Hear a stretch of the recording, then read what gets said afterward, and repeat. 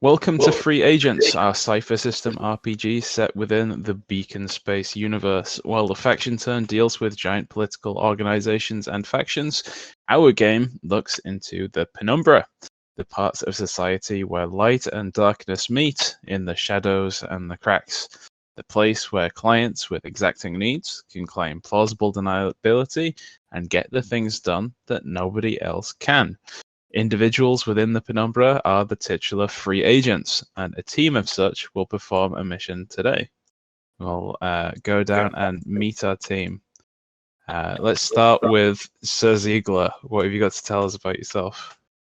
So, Ziegler is a member of the Knights of Sihi. He is a strong-willed soldier who rages.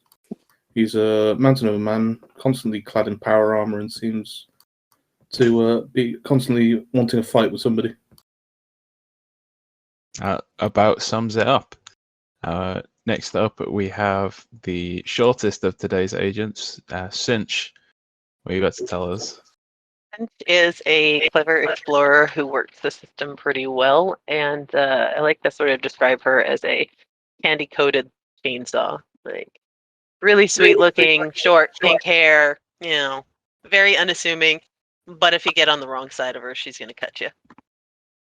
And before I forget, what kind of lifestyle have you been living? Have you been living a normal lifestyle? Have you been living in luxury?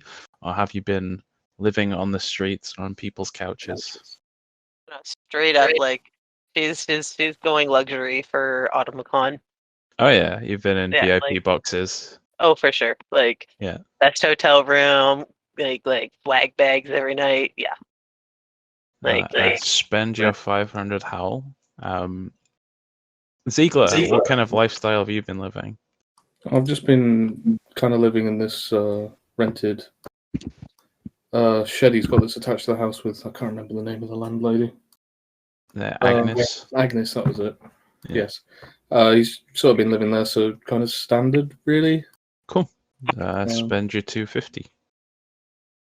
Then, last but not least, Bloodwin.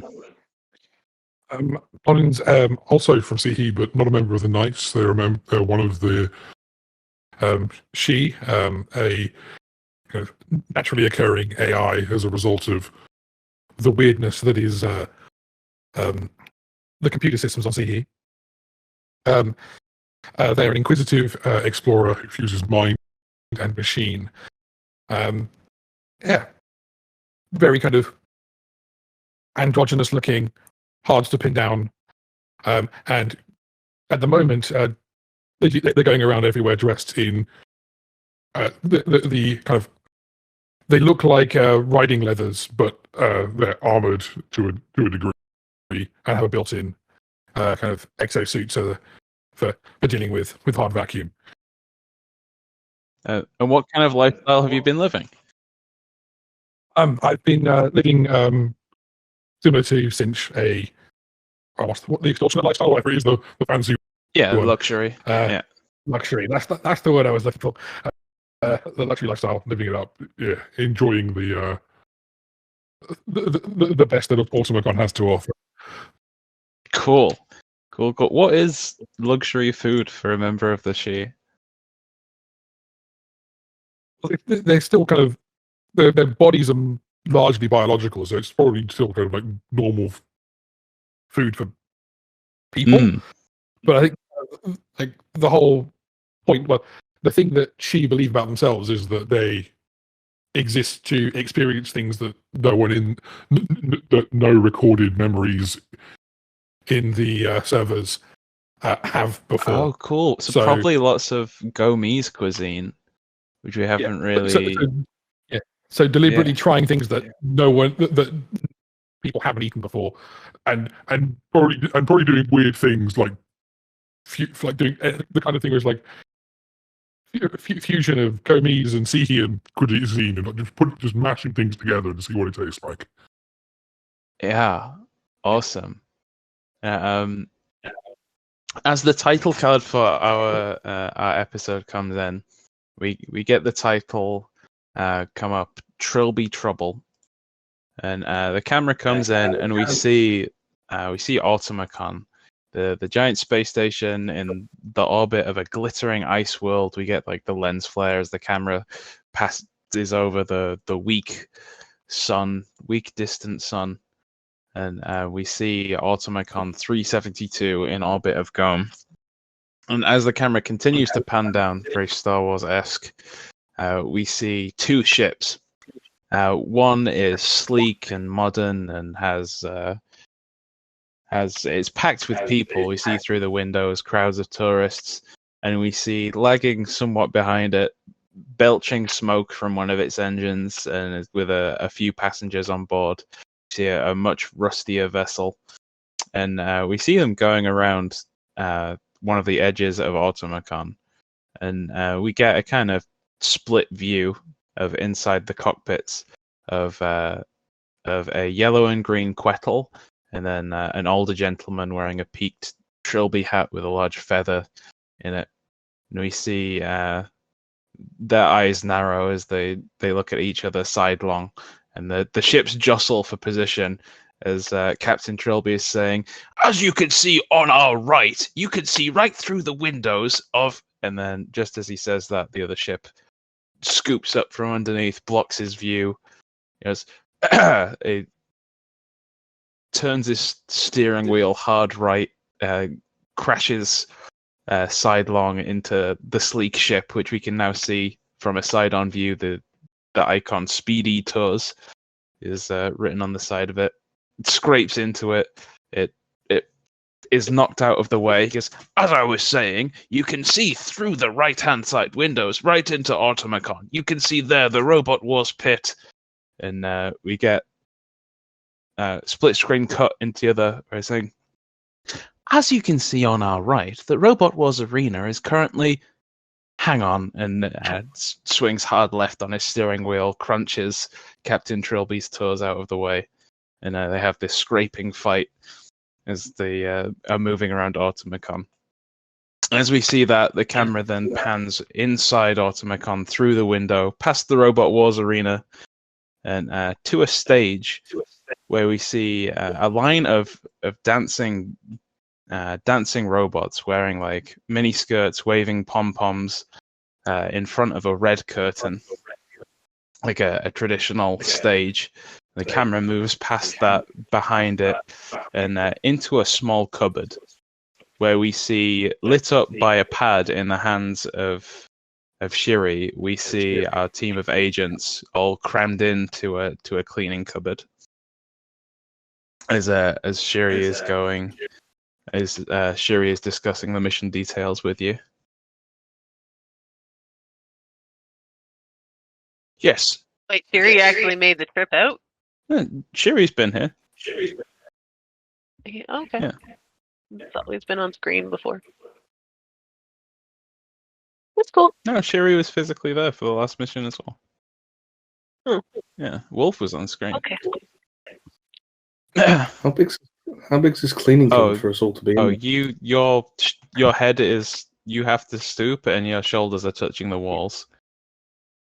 And Shiri's going, Imagine just like Finch is just sitting on the floor where there's the most room. yeah. I think Ziegler's just like a low tone growling the entire time while we're in this. Every time you move, stuff is falling off the shelves. Yeah. You clear off a shelf, and then the next time you turn, miraculously, there's somehow more stuff on it to clatter to the floor. With the skitter of little robots, I imagine, that are putting his stuff back up around. You don't see any robots yet.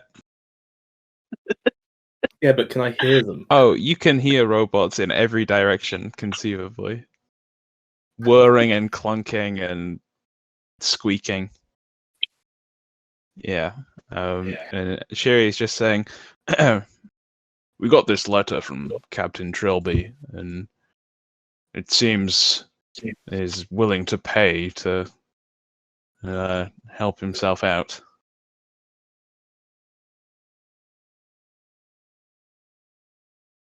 Well, I mean, we do owe him a solid for, us not getting shot by a robot the last time we employed him. Yes, Dacia, his old stomping ground. I'm sure he'll be back there once the seasonal rush is over.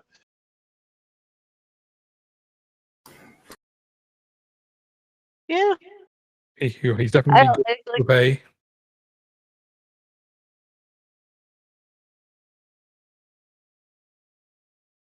What was that? Sorry.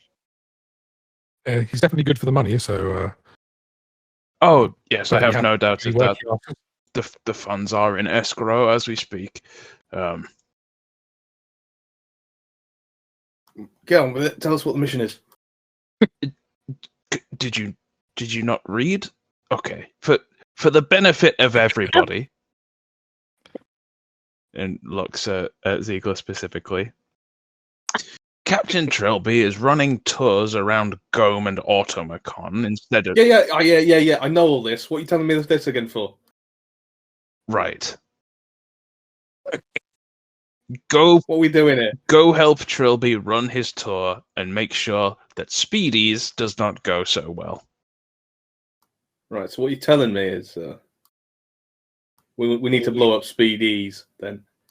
No, that is not what he's saying. That is one potential solution to the issue. However, I will note that problem solved.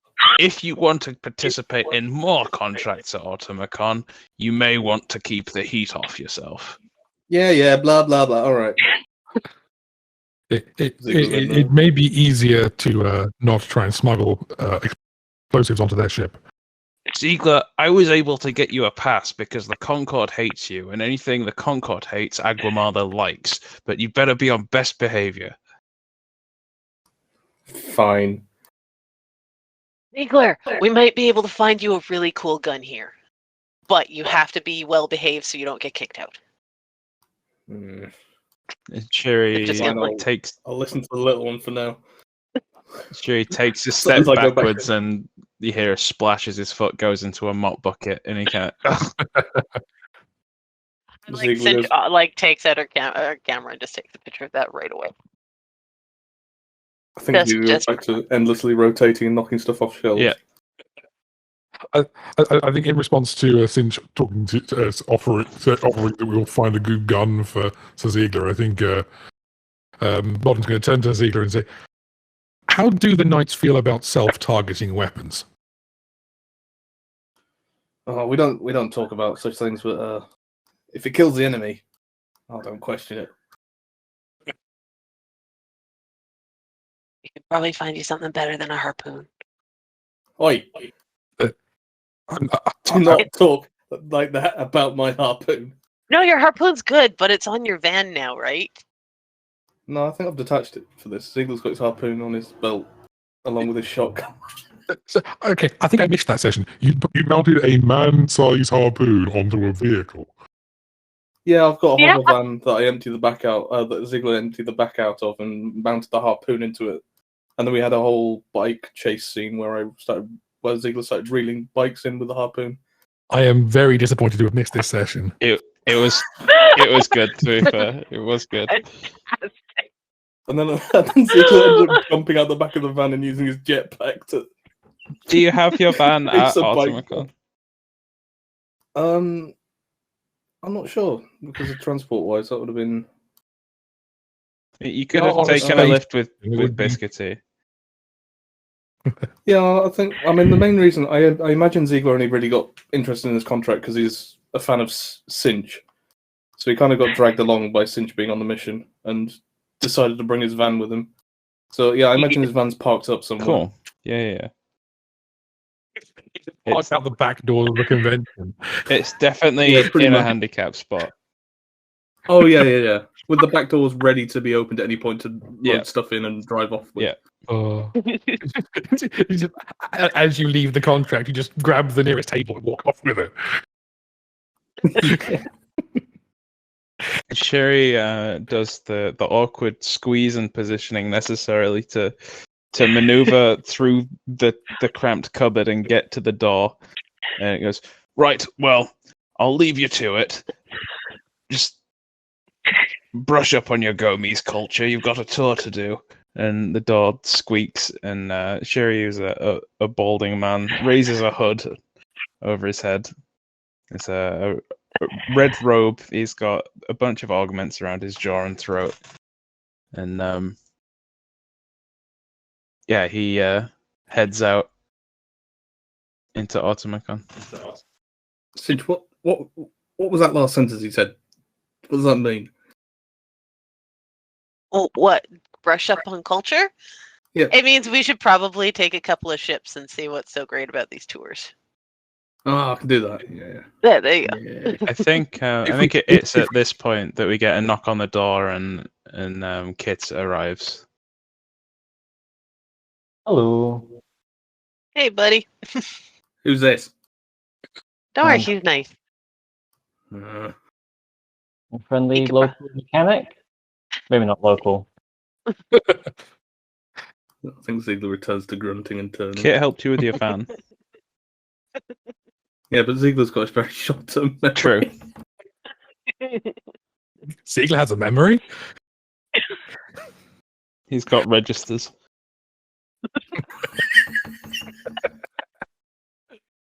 It's very volatile. It gets overwritten every time it's accessed.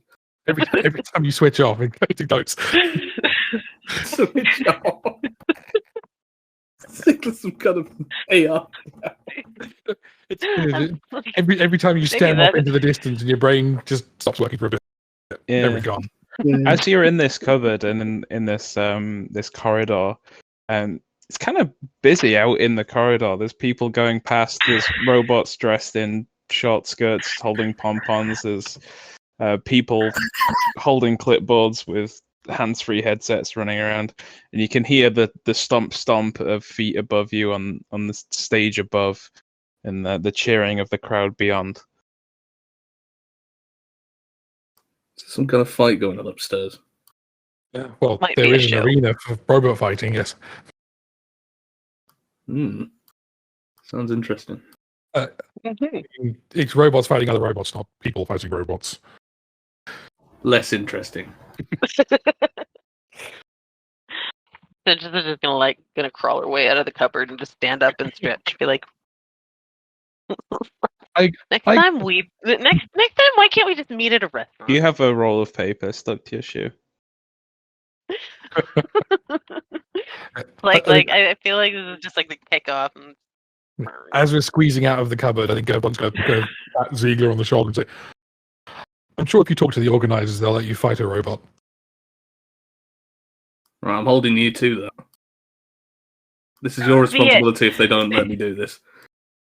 no blowing up ships, and we'll let you fight a robot. How's that? I suppose I'll have to do it for a deal. Excellent. All right. And yeah, So and we're not gonna blow up one of the ships. I think Bong's going to turn to Kit and hold a hand out and say, "I'm Bogman. I don't think we've met." I am. I don't really have. Yeah, I'm always terrible at these things. I do like robots. They're fun to mess with. Well, I'm rebuilding one. a person on both sides of that argument. Well, yeah, yes. Well, apparently we've got to start doing tours of Gome. It's not something I've done before. Well, why don't we head over to the airlocks where they are? I think they're on the other side of. I don't know where they are compared to where we are. And then we can talk to Trilby. I assume We can talk to having been at Automacon for however long it's been, Yeah. we might have figured out kind of the layout of the place. Yeah, you know roughly where you are. Yeah. If Automacon is like a giant ellipsoid, you're pretty much right in the middle. You're that you're underneath a stage that has been kind of like the main stage at somewhere like E3 or PAX. Like stuff has been released on this stage. People have been doing presentations. There's been question and answer panels, and currently there's some kind of unveiling going on above you.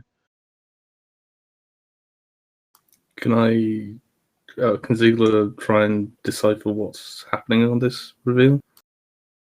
I mean, it's going to be hard for me with a critical thinking and so on, so feel free to make me roll like a 20 to try and even. Yeah, you want to have like looked at the stage schedule before at some point. No. I'm looking at the stage now. Oh, What can I decipher from it? You're underneath it. It was concrete. That's enough information. So yeah, so if you want to block the stage, you need to put the explosives there, and there.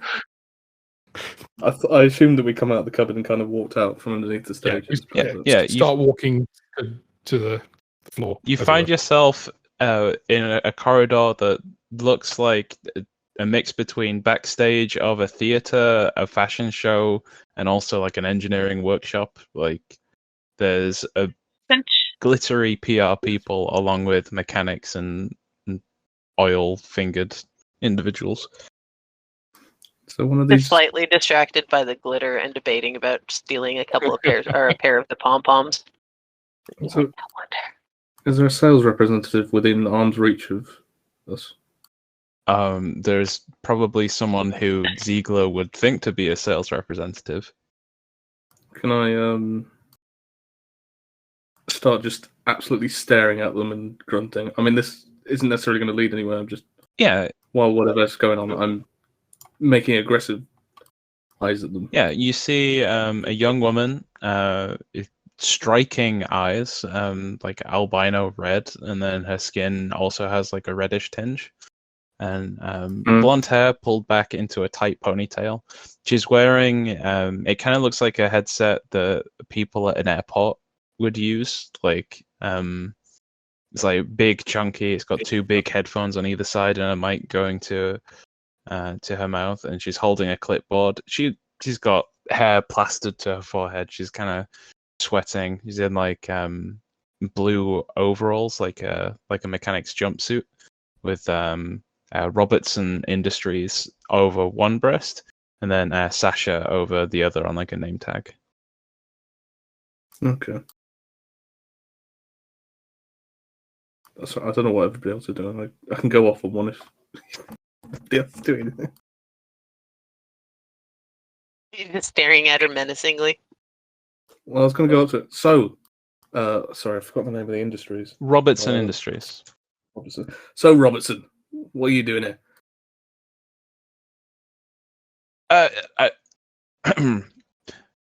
Looks really good. I'm sorry, I don't have time for this. And we're due to unveil in T-minus 14. 14 what? Rels. What? Hang on. What's a rel to a second? Minutes. About Right. 8 minutes. So, what are you unveiling? The X1400. This doesn't sound good. Is that a robot or a weapon? It passed every focus group. It's going to be incredibly successful. It sounds very good for Robertson Industries, an Arclight Association company. Wait, Robertson. Wait, are you the original Roberts of Robertson Industries then? Sure, honey. That's what your name badge says. Pointing at the obvious Robertson Industries logo. If you want to speak to my boss's boss's boss, it's Claire Robertson. You can email her. No. Just tell me what's going on here. The unveiling of the X1400. So, is this robot anybody's? It's just kind of, he really likes the shiny things. Like, she points to the pom-poms all the girl robots are carrying. And he's been following the X14. Yeah. So, do you want to give him a little something, and we could probably get him out of here? Not quite a robot. Sasha looks. And Sasha looks at a monitor and speaks into a headset. She goes, "No, Paul, you need to adjust the third light by 14 degrees upwards. We talked about this in rehearsal." I'm sorry, I'm really busy. I turned to Cinch like when a mum's trying to get a child to stop doing something. No, stop talking nonsense about me. This is all lies. What's going on here? Okay, I think at this point, I think okay. Don's going to walk up like next to Ziegler. I don't think this person is going to lead to explosions. I think we need to go a bit further away if you would want to do that.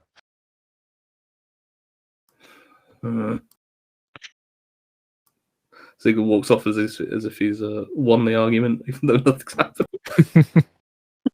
Yeah, you can see on the monitors that the red curtain that the robots were dancing in front of on the intro is starting to rise, and we see a covered pedestal with a smaller red curtain around it. I just wants to see what it is when it comes up. Would I happen to know like what kind of thing Robertson makes? Yes, 100%. If you could do a cursory Google now, or you could have done it in the past. Okay. Yeah. Robertson Industries provides domestic appliances, blenders, QVC, all the wacky kitchen gadgets. It's like a salad spinner. It's a robot that makes ice cream. Like, okay, great. You'd know them to be a subsidiary of the Arclight Association, which you've encountered before. They're a domestic product kind of wing.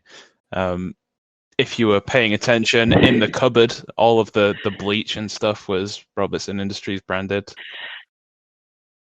What you're saying is that the thing that's about to be revealed on stage is a robot vacuum. That is what the rumor mill is speculating for this unveil, yeah. Is any of this information? I think at the moment that Login realizes what's about to come on screen, they do their absolute best to distract Ziegler from looking at it. The opposite. I want to do the opposite. Like, I would be like, no. Let's get front row. Let's get Ziegler in the front row. Let's do it. I mean, Ziegler stormed off in a direction that unknown. Well, he's not really stormed off. Yeah. He just sort of walked Ziegler, away. Ziegler, somehow you're back inside the cupboard. Oh yeah, I've walked off to the cupboard triumphantly. I'm in the cupboard again, just growling to myself.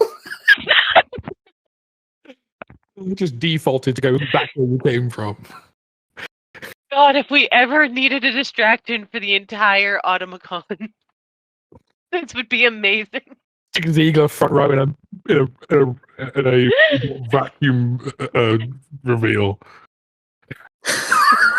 Is there anything more specific about Robertson Industries you'd like to know or like roll for?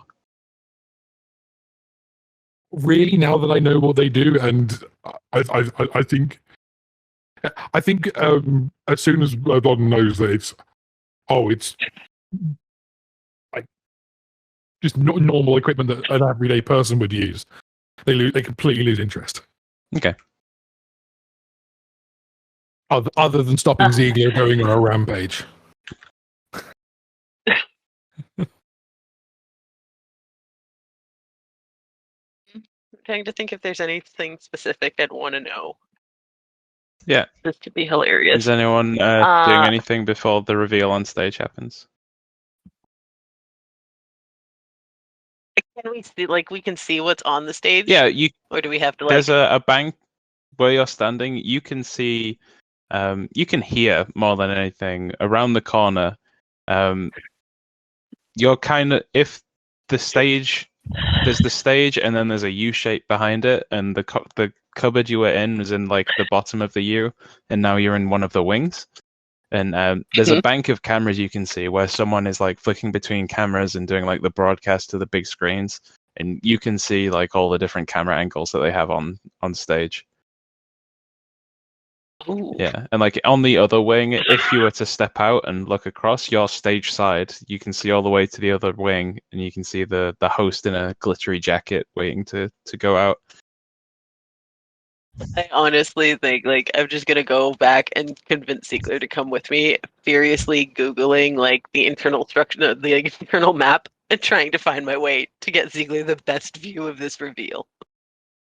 That is what I'm doing. All the while, I think Bodden is trying to lead Ziegler in the direction of the airlocks for the mission we're supposed to be doing. I've got a really strong visual image of each of you having one in my hand and tugging on. It's full on, just the two of us trying to pull you in different directions. It's a bit jet lagged, just like trying to get a grip of what you guys are going on about. I mean, this is I think at a some paradise for point- Kit. There's a lot of stuff that's like that.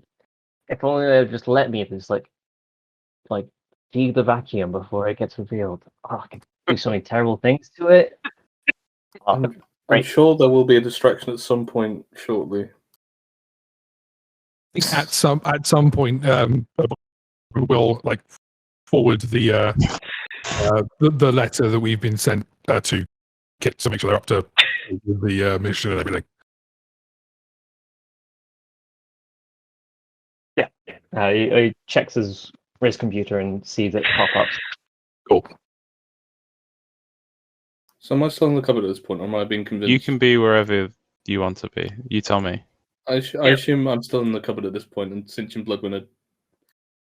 I don't know if you two are talking to one another, or this is just some sort of situation where you're both looking at each other trying to figure out what to do. I don't think either of us is talking to each other. I think we're both trying to talk to Ziegler at the same time. So you both barge into the cupboard again. I go, oh, come out. We've got more places to be, and then we immediately walk in different directions. What? Which direction am I supposed to be going in? You just said there's something important. You're going in a different direction. Oh, the mission's this way. And Cinch is like bouncing. She's not saying anything like really convincing. She's like, "Come on, this way." And then, like, honestly, I'm going to be honest. Lobman's not very good at convincing people. He's probably the least convincing of the two of us. yeah, but he did say like the mission's this way. Cinch is just like, Yeah, how much I think- crap can I get into right now? Lodman has the benefit of What? having an actual argument. Six has the benefit of actually being able to talk to people. What are you doing, Cinch? It's they're gonna reveal something cool on the stage, and you're probably gonna want to destroy it. We did come here to do the mission, but how long is this going to take? I don't know. Fine. Follow Cinch begrudgingly. Oh God!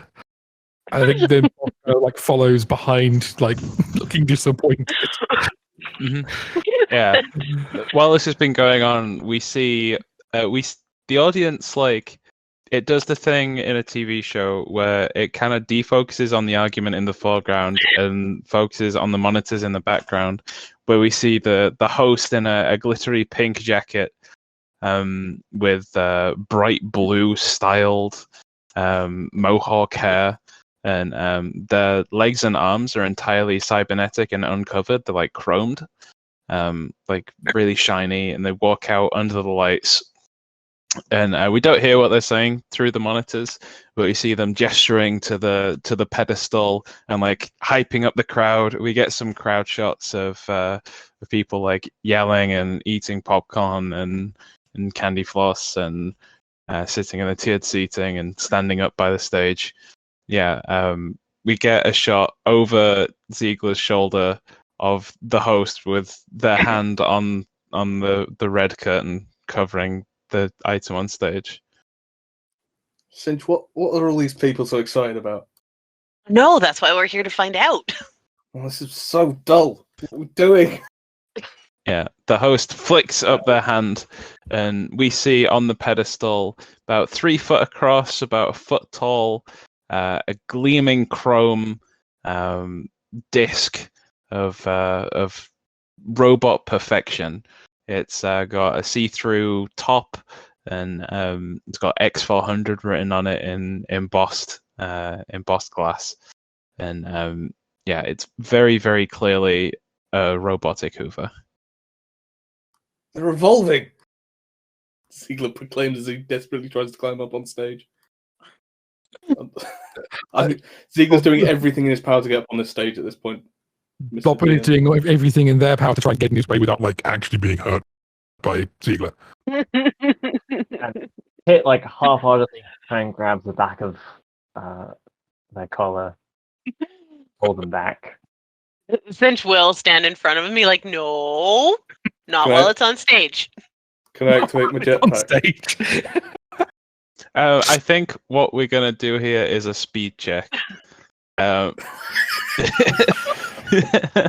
Everyone just roll speed for me, and whoever beats the highest difficulty. Okay.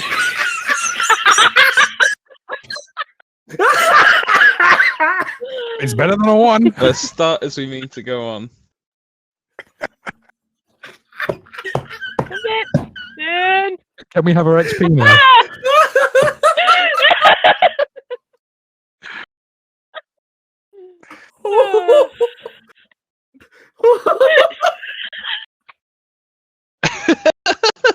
Right. Well, this is a good reminder. First, everybody gain an XP.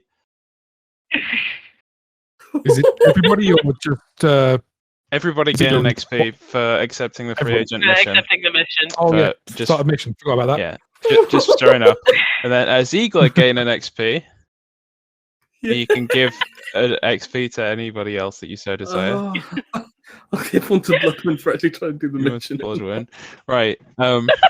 I think how this GM intrusions manifests is we see a shot of Ziegler striding towards the stage. 2 security people like stood there, like checking people who had to go on stage. There's a queue of people waiting to go up, and I think we see Ziegler trying to push past them, and then there's like a wipe on the camera, and the next thing we see is all of the agents except Ziegler sat in an office that says Automacon Security. Got booked. Yeah, and we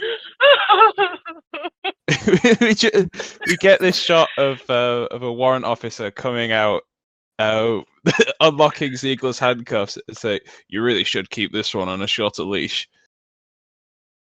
You don't Yes, think sir. I have pride? And Ziegler lose 1,000 towel. What the fuck? No! Yeah, You, Mr. GM. no, you rolled a 1. You were booked, and they fined you for the disruption, but they've let you go. You By the had way, to I destroy it. I missed who got the XP. Who did Ziegler give it to? To you. Oh, thanks. Yeah, to Bloodwin. Yeah. I gave it to Bloodman for trying to convince me to do the Yeah, mission. we have a mustachioed Aguamalan security officer who's looking at the 3 of you like, you really should keep a closer eye on your friend here. He caused quite a stir. Don't even know what you were doing behind the stage. You're not Robertson employees. Have you seen the size Well, of it? he It's was- hard to keep control. He was supposed to be one of the dancers, officer. And she's like flat out, straight face, without even blinking. He was supposed to be one of the dancers, officer. I thought They you got his might be measurements wrong. this XR5 people are talking about. No, not at all. We're fine. We're good. Right, well. I don't think you want to mass produce this guy. Yeah, it turns to you, Ziegler, and goes, right, you behave the rest of the time you're here, alright? Do what I want. As long as At what which you point want you is look within back the in law. the shoulder and start walking. What laws did I break? Exactly. Several! List them right now. Well, I don't have the code of... Yeah, I thought so. Yeah, I didn't break any law, did I? get him out of here before I book him again. These are Cinches. I think Gordon grabs him by the shoulder and starts walking. He's like, "These are private security. They don't care about the law. They care about the rules of the convention." Damn commies. Well, never mind. It just like kind of bounces out. Yeah. I don't think as we do this, like I think Bob kind of like turns to Singer's like, sure you saw this coming. Oh, 100%. He and his boyfriend cost me like a $3,000 payday. And I just like walk off very proud of myself. On a monitor somewhere in the scene, we see back on the stage the host going, oops, spilling some red wine on a white carpet and then letting the X1400 clean it up. Ziegler points to the screen. She did that on purpose. No, didn't It's you the hear point, her? She yes. said, oops. I don't believe anything they say. It's you do realize that the hosts are actors, not very good ones, What? but they are actors. I don't know who to believe anymore. I'm curious here. This robot really sucks. But to Ziegler, Yes, it does. Terminator was a documentary. At this point, Bobby is going to attempt to lead everyone towards the airlock. And I think Yeah. Ziegler's following now. He's not- Yeah. Yeah. You're moving through crowds of people. There's definitely a kid somewhere along the way who goes, Mommy, can I get an X1400 for Christmas? And yeah, you see various employees, you see people from all across Beacon Space, but you can eventually make your way to the website where you know Trilby tours to operate from. Not the website, but what am I saying? The airlock. Yeah. The oh, website. I would like to walk into the website, please. Yeah, what am I on about? Like, it's a network of like different airlocks, and like you can kind of frame that as a web, and it's a site where that web is. Yeah, I don't know. My brain went boom I for would, a like, minute. I would like to walk into the server. Yep. I'll hack the system at that point. But I kind of lean over to Bloodwind and go, so that's the airlock we need to blow up then. Oh, remember? Well, either you get to we I need to think, stop doing work. as you approach the airlock, you hear the sound of a heated argument. Really? It's surprising, I know. Yeah, there's people moving to and from the airlocks. There's two ships next to each other. You see queues of people waiting for either ship. Just in the middle, you see a man in a blue naval uniform, covered in gold adornment, dripping with medals of various sizes, wearing a large Trilby hat with a bright red feather in it. I see a yellow and green Quetel dressed in a smart, almost like white suit equivalent for a Quetel. It's made of less a woven fabric and more of like a wetsuit kind of neoprene kind of get up. Yeah, you overhear an argument as you approach. You can't make out the words yet, but they're yelling at each other.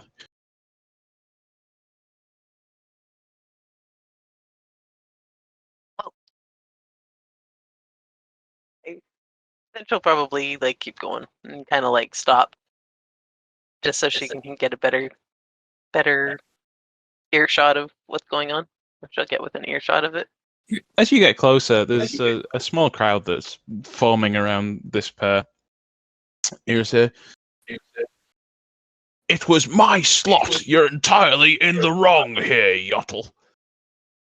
And it's Yeovin, and no, I had right of way. You have scratched my paint with your rust bucket. There's yeah. Do I happen to recognize this particular Quetel? You do, as it so happens.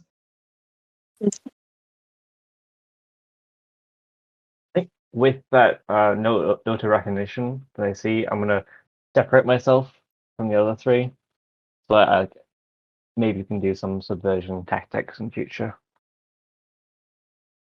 I'll watch from the other side of the crowd. Yeah, cool. You can try and blend in. Yeah, I don't think there's a reason for a role here. You can be a member of the crowd. That's fine. I think Ziegler does the exact opposite and makes himself very obvious and puts his hand on his shotgun.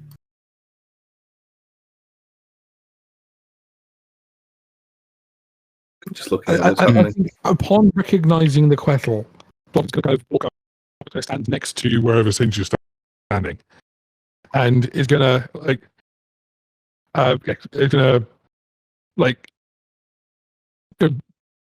whisper in her direction. You're better at convincing people to do things than I am. At least I think. Would having blackmail on the person you want to convince be of any use? Cinch her ears perk right up, and she's like, "Yeah, that would be helpful." And What do we got? It turns out our friendly Quettle over there is quite deeply involved in black market for sentient fish. Oh, really? Well, that's something we can use. Thought it might be. That is definitely something we can use. Yeah. Almost like if Cinch actually had horns, you'd see them growing right about now. In the background of this conversation, we see Captain Trilby squatting down and sticking out his arms to pretend like they're fins and wagging them and going "I'm so special. I have a shiny." Mock it. Just literally just oh, mocking you maybe even. not. He really is not the most elegant of people, is he? No. But he's paying us, so. This is true. Then she's probably gonna kind of nuzzle her way through the crowd to get to the front and just be like, boys, you're both pretty. Can we go to opposite sides of the docking ring now? Captain Trilby will turn and sees your bright pink hair, then actually sees past you to Ziegler with his hand on his shotgun. He goes, "Ah, Ziegler, my old friend!" And we'll come through the crowd towards Ziegler. It's been so long. I hear you got married. Who told you that? Biscuity, we have our Wednesday Scrabble game. Is that where he goes everywhere? I didn't know. It's so good to see you again, my friend. He'll clamp a hand on either pauldron. It's been so long since Dacia. That was quite the adventure. Say, did you follow my lead on the Julius Patton stub gun? Which lead was that?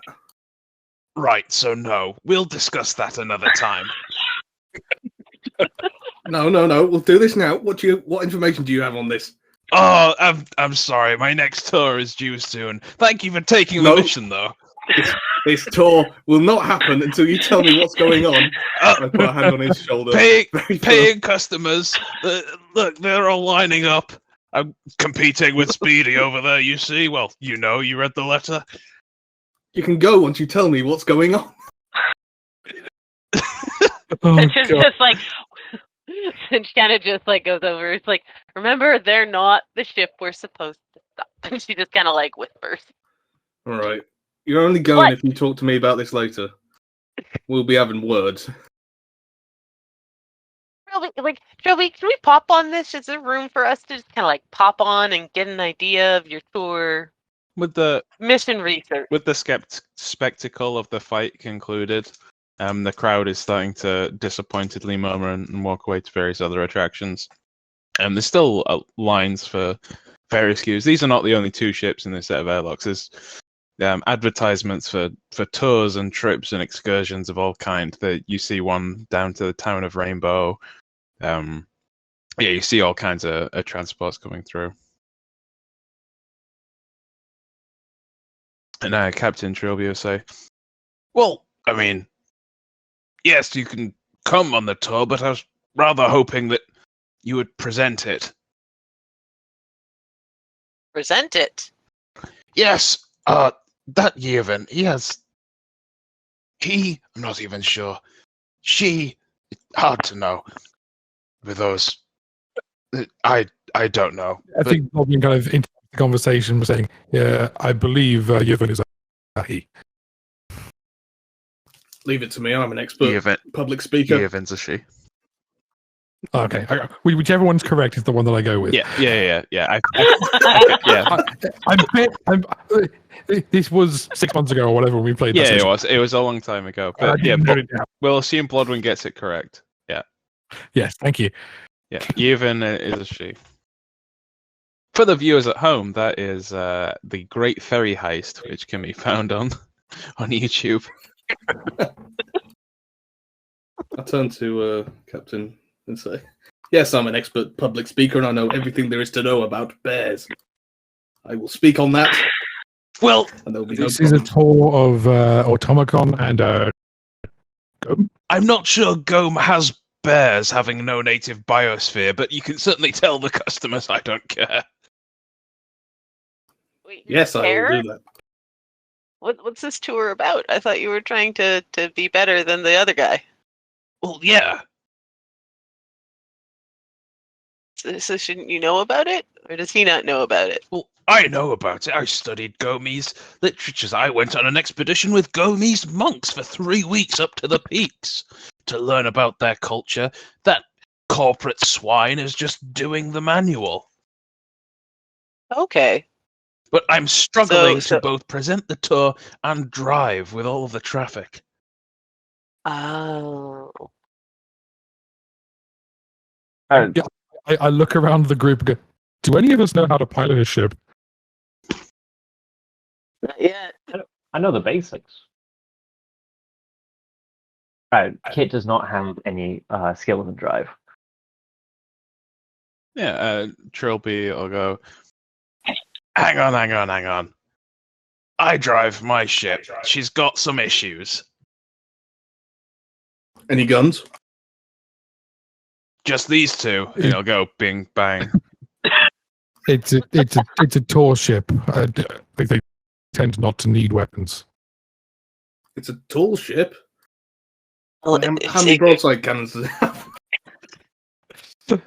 Just these two. Bing, and he does a flex underneath. As he, each time he does it, Ziegler goes, "Very nice."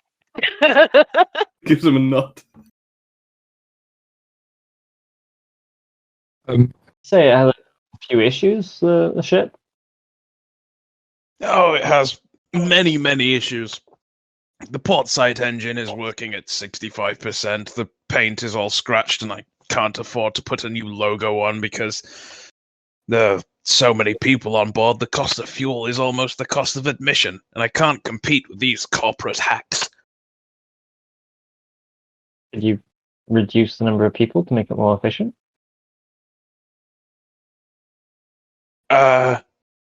Hadn't considered that one, but I'll get back to you, sport. So, Okay, not sport. so you were What do- expecting us to provide the tour commentary to attempt to improve the experience? Yes, and if you could drive it and let me do no work, that would be ideal, but only I. So would it be easier if we just made it so that you were if we just got rid of your competition? That would be helpful. Like, I'm thinking maybe we do both. Get full, like This is good. maybe Kit can look at your engine, and I mean Ziegler can do the presentation, and we can call it a comedy act on the reviews on his website. What comedy? I'm not sure putting Exactly. Ziegler anywhere online is a good idea in terms of face matching algorithms. Well, no, we don't have to put him on it. We just sort I can- of like can- say there was this great comedian 5-star review on Trilby Tours. It's hard to face match someone underneath a helmet like that. I was going to say I could do the presentation with my helmet and broadcast through my Voxcaster. through my speakers. A good plan, my strange friend. You said Everybody in the you said you could look at my engine. Yeah. It, And maybe, bit of a- you know, Bloodwind and I can convince our Quettle friend over there that they do not want to run tours here anymore. Kit, can you give me an intellect check, difficulty 2? Okay.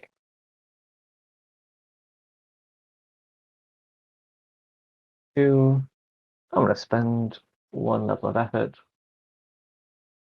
My risk computer be an asset for him? Can you use Oh, I've Google? got- No, this got one. is this Okay. is just Kit's personal knowledge, and you could use your risk computer, Kit, for sure. Using risk computer.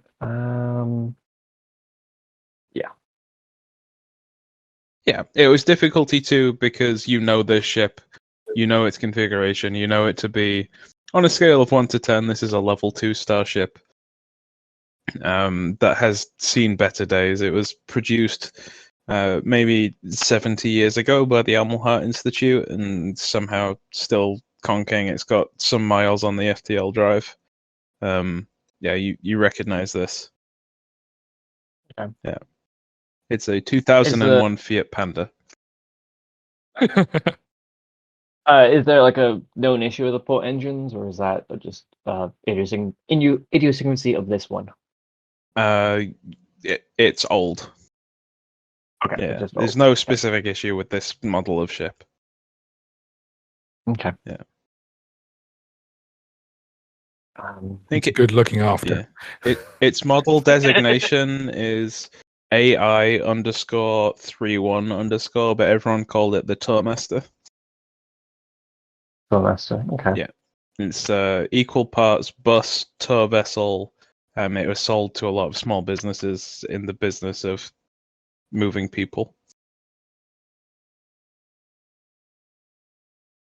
I start off with the typical like mechanics feel of like, oh, these things are they tend to wear out over time, and if they're not looked after, you don't get enough neutron exchanges, and start to wear out. When was the last time you got it serviced?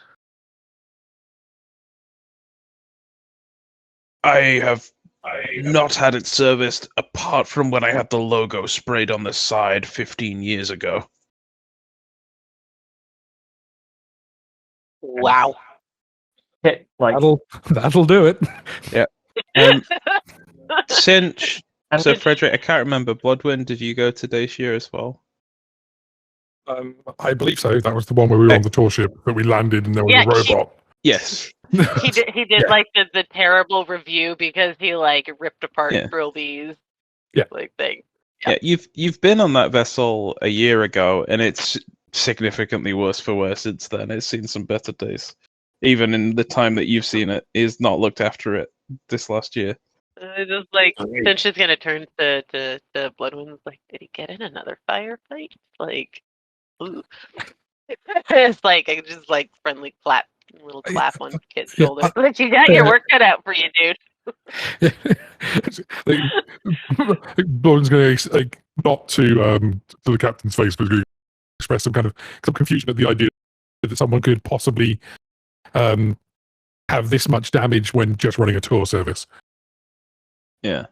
As this conversation is happening, the doors to the Speedy branded Tourmaster of the much newer model sets off on the next excursion. Julius, off again, taking all the customers. Big business. They're smushing the high street. Well, we'll get you. Well, friend he'll get your ship fixed up, and we'll figure out a way to get our friend Yottle to stop running tours, and then we'll try and run the best damn tour anyone's ever run.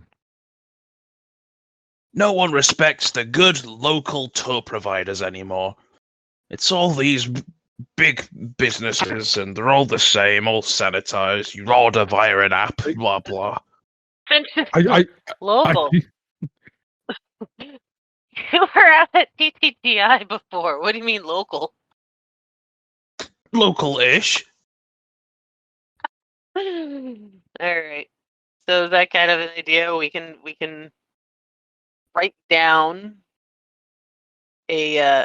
No, we'll just let Ziegler win it. It'll be the best comedy act anyone's ever reviewed on your website. It'll be great. Not that it matters, but Yuvin and Captain Trilby are an equal number of hexes away from Gome. Yeah, like no one's local here. Like no one. I would like to forward like the Space Wikipedia page on Gome to Ziegler. I assume he won't open the link, but I do try. Yeah. What's this? Ziegler gets the message. What's this string of characters? It's a link to the page talking about Gome if you wanted to find any information out before you started doing the tour. No, I'm talking about bears. See, I've got this book of bears from the planet Earth.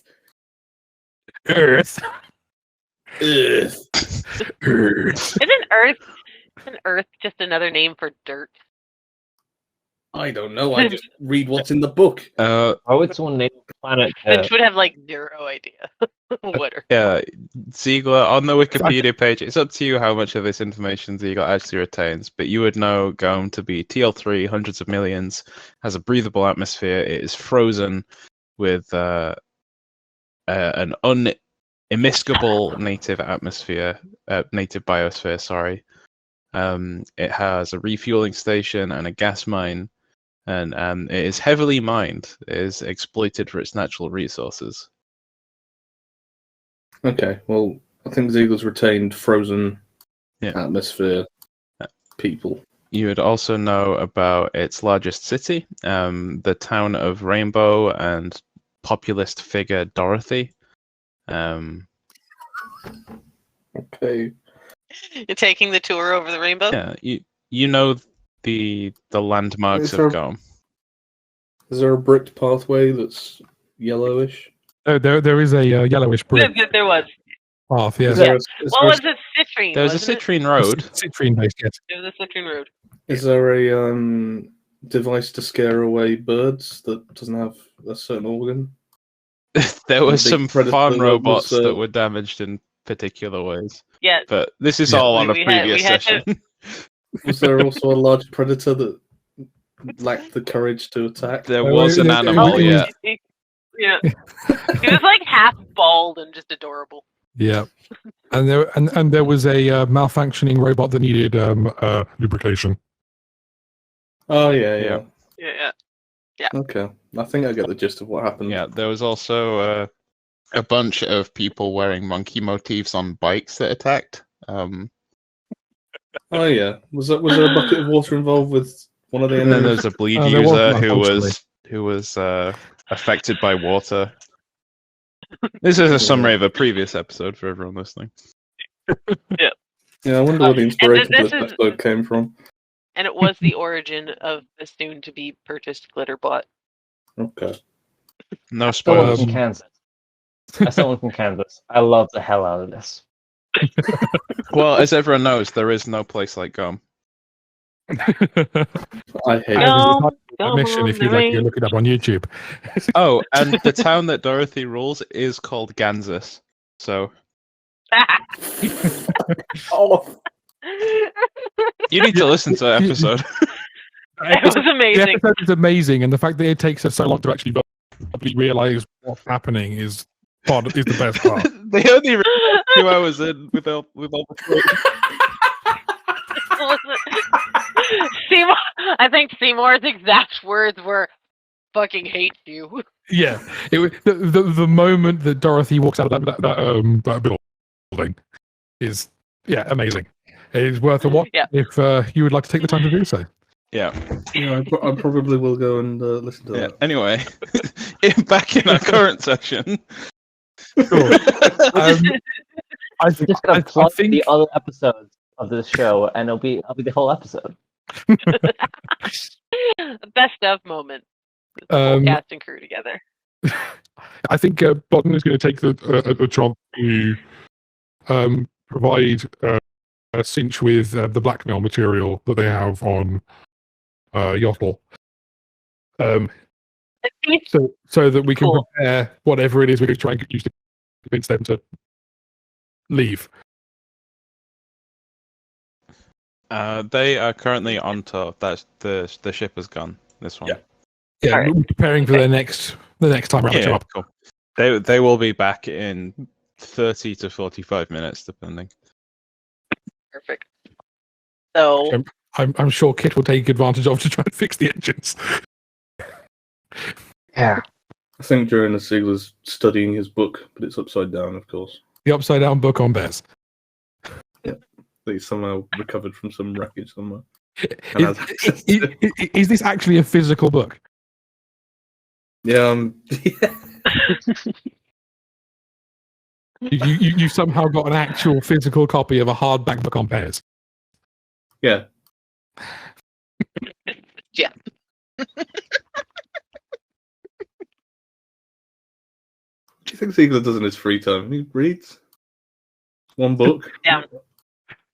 One book over and Is over. it and over again. Berenstain? Just Is sit it down. Berenstain? Who knows?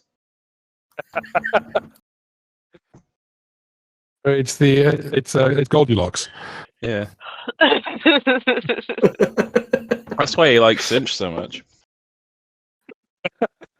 Oh gosh. Now, Ziegler, you know for your tour that they need their beds just right. You leave me to my speech. I've got notes written down. I'm making a speech for you. That was indeed my intent. Yeah.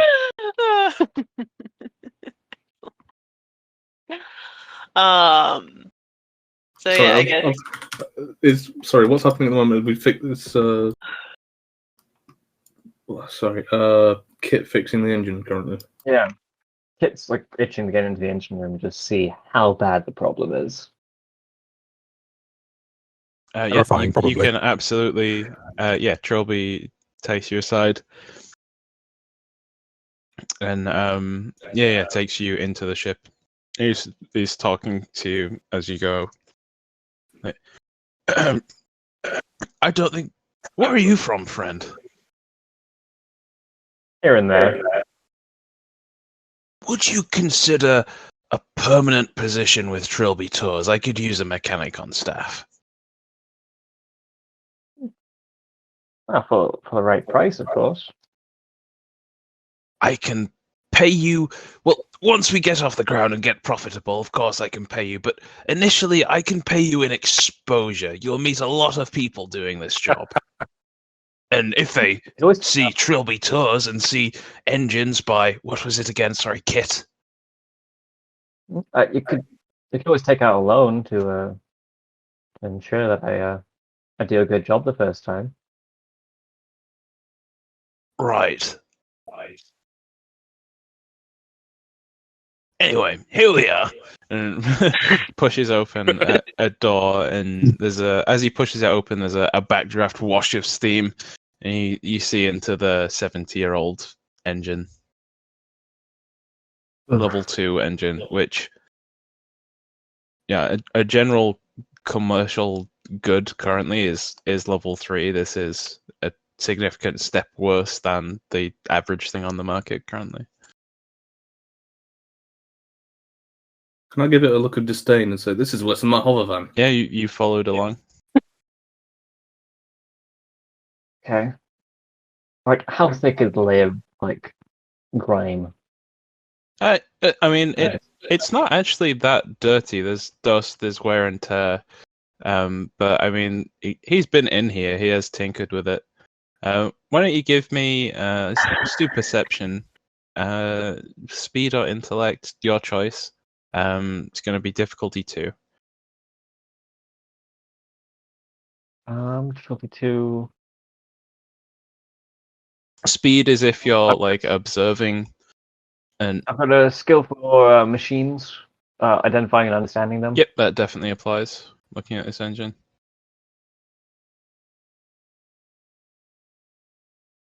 Sorry, 1 second. Just going through all the tabs. Difficulty 2? Yep. Effort. I no effort to this roll. If you were to evaluate, say you were to take this engine and put it, and give its overall durability a scale of, say, 1 to 6, you could say that that this craft is on about a 3 of 6 of its Okay. total health percent. It's still got legs. Yeah. Yeah, and it Okay. at one time. I mean, it's- so does a dead horse. Yeah, I think from your success you would know that at one time this vessel could have been a 6 out of 6, but it's so old that 5 is the highest they can go. Okay. Alright, got a level with you, Captain. I won't be able to get it to as good as new, but get it pretty good. How many trips do you do a day? Trip takes, well, for them they can get it done in 30 to 40 minutes. For me it takes 50 minutes to an hour, and there's Automacon is open for about 14 hours a day. I get started early in the morning, probably 9 tours a day, roughly. And like Kit pulls out his wrist computer, does some math. Yeah, you maybe got 6 months left until you need to probably exchange the engine. That sounds expensive. You've got 6 months to make money to pay for it.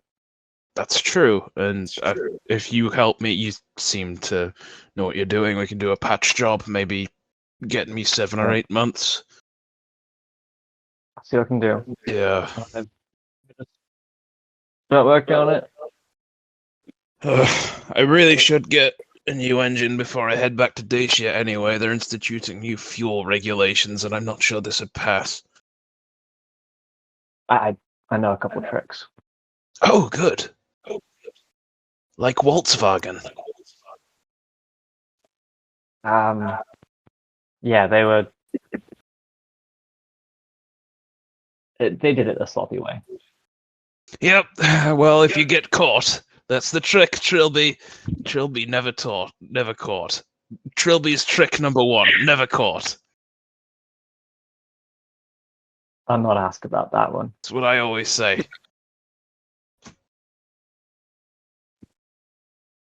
Yeah. Kit's just gonna hack away at it with spanners and. Sure, you're gonna make some attempts to repair this? Yeah. Yeah. Let's see. Let me see if there's any rules for this before I make something up. I should have looked this up in advance. Give me a second. Feel free to talk amongst yourselves. What exactly? What kind of evidence do you have that this man is, or this person, this woman? I have the records of the cargo from a ship that contained the sentient fish. His cargo, and I have the record of him being on said ship. Oh, this is gonna make stuff a little easier. Now, do we trick him into admitting it, or do we just show these to him? If you don't do what I want, I'll tell everyone what you did.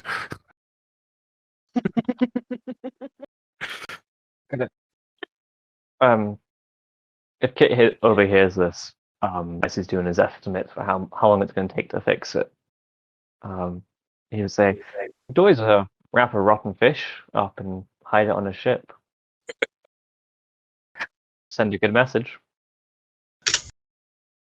I wonder if there's a way we can get everyone off his ship. Oh, I mean, the smell of a rotten fish left under one of the seats will probably do it.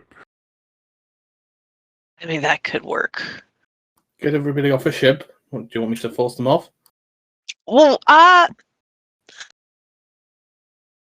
while Kit is working on the ship, maybe we should go buy some fish sticks for lunch. I don't like fish sticks. Get to the nearest fish shop and pick up some particularly old examples. Yeah, looking at the mechanical descriptor, you have the skill. You're trained in actions repairing machines. Yep.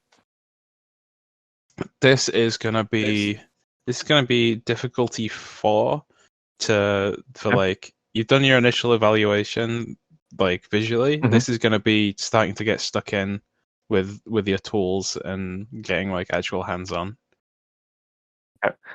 Would my tools give me an asset? Yes, in this? 100%. Yeah. Okay, I'm gonna throw everything at the wall at this one. Yeah, exactly their use case, this. So, I am trained. It is difficulty 4. Yep. I am playing double effort. Cool. With your tools and double effort, and then your skill, that's just an auto success, isn't it? I believe Well, so, yeah. let's roll to see if you get a 1, or is it... Yeah. Cool. I rolled a 16. Yeah, absolutely. You're able to bump it up a HP, so it's a 4 of 6. From your like digging around, this takes about 2 hours that you're sat here Yep. repairing, in which time everyone else can have done something while you've been doing these repairs. You're able to bump it up a HP, and the only way to repair it further would be purchasing additional parts. You've done everything you can with what's here.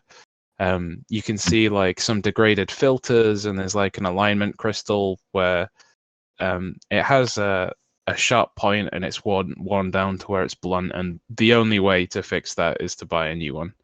It's a soft metal that is part of the linkage assembly, and yeah, there's only so much you can do with the hardware that's here, but you are able to have an effect.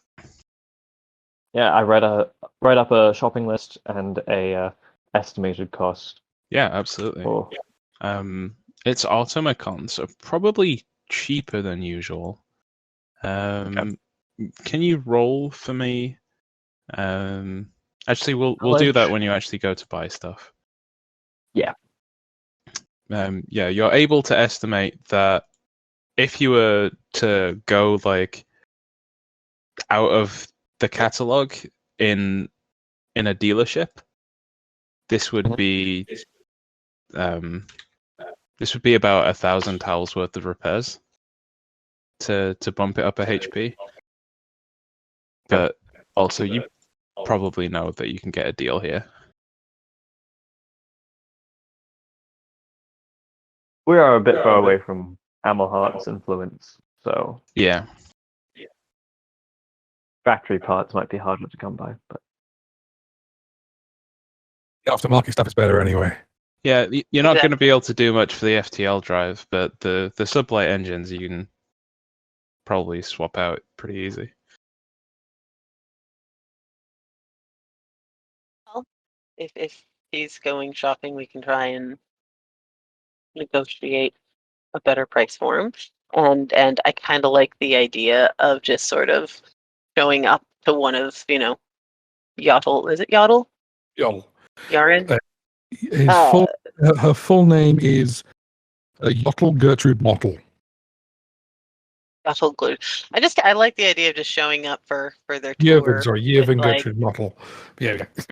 Like this very obvious like fish sandwich, and then like have like Ziegler keep everyone else from going on. Yeah. Well, while me and Bloodwind try and intimidate them.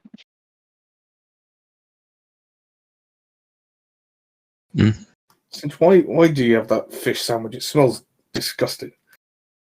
Well, that's the point. What do you mean that's the point? Well, We're trying to make you Miss bought Mottle's ship unappealing. Since you want to buy a fish sandwich, you said that you have one. no, like that's kind of like the thought that I'm going with, but we haven't really talked about exactly what. Going shopping, yes. Okay, Yeah. gotcha. For a All bunch of smelly fish. Or we could probably just find stuff in the dumpster. Like, if we really want the stank there, guys. You want to smell of rotten fish. Exactly. Just go behind the dumpster at the food court. And find some. Exactly. Sort of like hop on the ship with it. Good fish is hard to come by these days. Don't you think, Captain? About halfway through Kit repairing the engine, there's a spray of golden fireworks from the main stage in the middle of Automecon, and Robertson Industries have finished their presentation. It's about 11 o'clock in the morning by station time. Everyone here is on a different internal clock, but station time is it's 11 a.m. and they're moving on to the keynotes for the day, spiking at lunchtime. Totally perfect. So do we pick up the shopping list from Kit as we go off to buy to find our fish, so we can buy that as well, or should we be negotiating with Trilby to pay for it? that's probably a good move.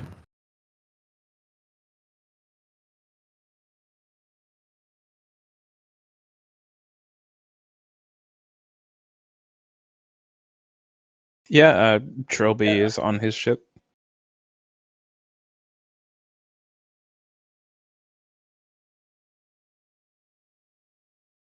Are you gonna give him the give him the shopping list? Yeah. With Kit's ideal, the price that Kit gets from what was it, the dealership prices? Parts catalog online. Yeah, or it's like a rough estimate. Like, don't spend more than this amount. Like, and it's like some really grease-stained piece of paper because he didn't want clean his hands before he was writing stuff down, because he was writing down midway through, and he hands you the piece of paper and with a list of everything, and you pull a rag from the back of his coveralls and start cleaning his hands. Yeah, Trilby peeks past you, and throughout this, he's been asking questions, nosing over your shoulder. Right. Well then, to lunch. Look at Cinch. You say fish. Well, fish is a good option. Now, are you going to buy the parts for your own ship, or give us the money to buy the parts for your ship while he's fixing this? Let's put it all on the company card. It doesn't count if it's on the company card. I like the way you think, Trilby. I nudge Trilby and just ask, hey, Trilby, what kind of currency do they accept around here? It's Aguamarlin, so I imagine Aguamarlin. What about Ingrid computer time? You can have your Ingrid computer time whenever we're done with the mission, lad. I don't. You can go on a computer. I'm not stopping you. I don't know. I've got 1,500 units of Ingrid supercomputer time. I I was told it was a currency. That's very nice, boy. Why do you have a lot of that much supercomputer access? Well, I traded it for some industrial copper. Do you know what Pretty sure it's one of those games that they play. You know, the kids, they're always on the wrist computers these days. Bloodwin, what do I do with this supercomputer time? Well, most people use it for research purposes. Right, well, how's that good to me? You could sell it to someone for a decent chunk of money. Yeah, but who? Yeah, Bloodwin, if you wanted People to who do research. if you want to process data from a super collider, this would be a perfect currency. If you'd like to simulate some orbital mechanics, awesome. I think Bloodwind kind of gestures out of the con floor and says, I'm sure there are a few people out there who would like some supercomputer access to run simulations and models of the things that they want to build. Do you think I could get some of this smelly fish that you're after with it? I mean, People who sell fish don't tend to need supercomputer time. But if you sold that to someone who does, then you would have money to buy fish if you wanted it. Mm-hmm. Sorry, out of character. Bloodman, are you aware of what Ziegler did with his industrial copper or what? I'm aware that you had a ton of people put it over yourself and a load of other things. Yeah, I mean, I set up a pyramid scheme with Biscuity and ended up trading it for supercomputer time in the end. Yeah. On the Amelhart Institute homeworld, Ingrid, he traded his industrial copper for time on their supercomputer. I promised them industrial copper for supercomputers, which was true. It wasn't actually fulfilled. So it wasn't delivered. Yeah. it hasn't been delivered yet? Yeah. No, we don't. Biscuity triumphantly called to say, I sold it all right after he promised it. I thought he sold he sold some of it, yeah. Some of it, yeah. I sold a proportion, but Biscuity sold the entire chunk to somebody else. So the order was never fulfilled, but I still got the computer time. So Bloodwind is suggesting that you find someone who wants to run a load of simulations and sell it to them, because it's not doing you much good, but they will give you money that you can buy guns with. Yes, but we don't have a benevolent GM. Maybe the dice will be with you. I'm 100% sure you can find something to maybe trade the supercomputer time for. Alright, well, we're going off shopping, aren't we, or something? Yeah. We're going to lunch. Where do you just mean the food court? Yes, I could do 2 tours, but the lunch here is so good. Automacon only comes once a year. Bloodwind's going to mutter on his breath. I wonder why you don't break even. Yeah. In the time that Kit's been repairing the engine, Speedy has come back, loaded up another group of people, gone out again, and as you're heading off for lunch, is just arriving back at the airlock.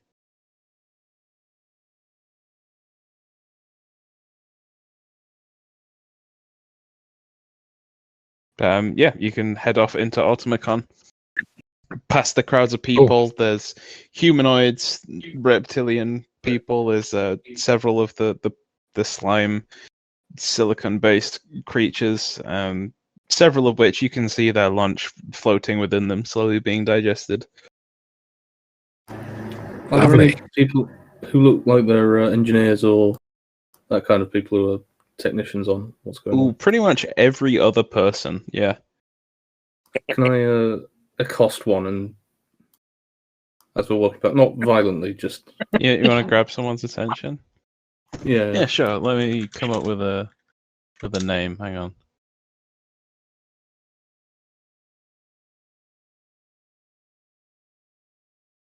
Yep, you stop a dark-skinned individual. They're very thin, very gangly. They're about 6'8". Someone who's clearly grown up in a low-gravity environment to anyone who is familiar. Oi. Yeah. Say oi and point at he looks kind of startled. Perhaps one of the rare occasions in Ziegler's life when he's looking up at someone, and he turns to you.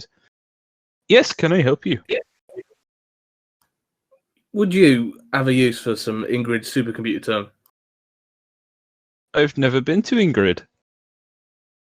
Well, yes, but do you want some supercomputer time on Ingrid? I'm not going to Ingrid anytime soon. I don't see how it would be helpful to me, to be honest. Well, can't you do it remotely? Or something with some little tech wizardry? I just work for Robertson. I don't know what you want from me. I want to know if you want some supercomputer time. If I had some Ingrid, it's Amelhart, isn't it? If I had some supercomputer time, I guess I could create a new model of cleaning robot with it. If I really sat down and modelled it and I could get promoted. Yeah. You get promoted. Yeah, good for you. All right, how much is it worth to you? Tell you what, I will give you 2 tickets to the origami ball in Sensuous 3. Oh, come on, 2 tickets. Well, it's the only tickets I have. It's for me and my ex. I'm not going anymore, so I guess you can go. You're just giving me stuff you don't want anymore anyway. It's worth a lot. I paid a lot for these tickets. How much did you pay for that? I was going to put them on ZBay, but it never happened. Yet, I could still go put them up. How much are these tickets worth? Listen, I'm on my way. Are we doing this or what? How much are these tickets worth? They're worth 15,000 Ingrid supercomputer time, whatever you said. Get on with you. I don't want this. All right, see you later. Walks off.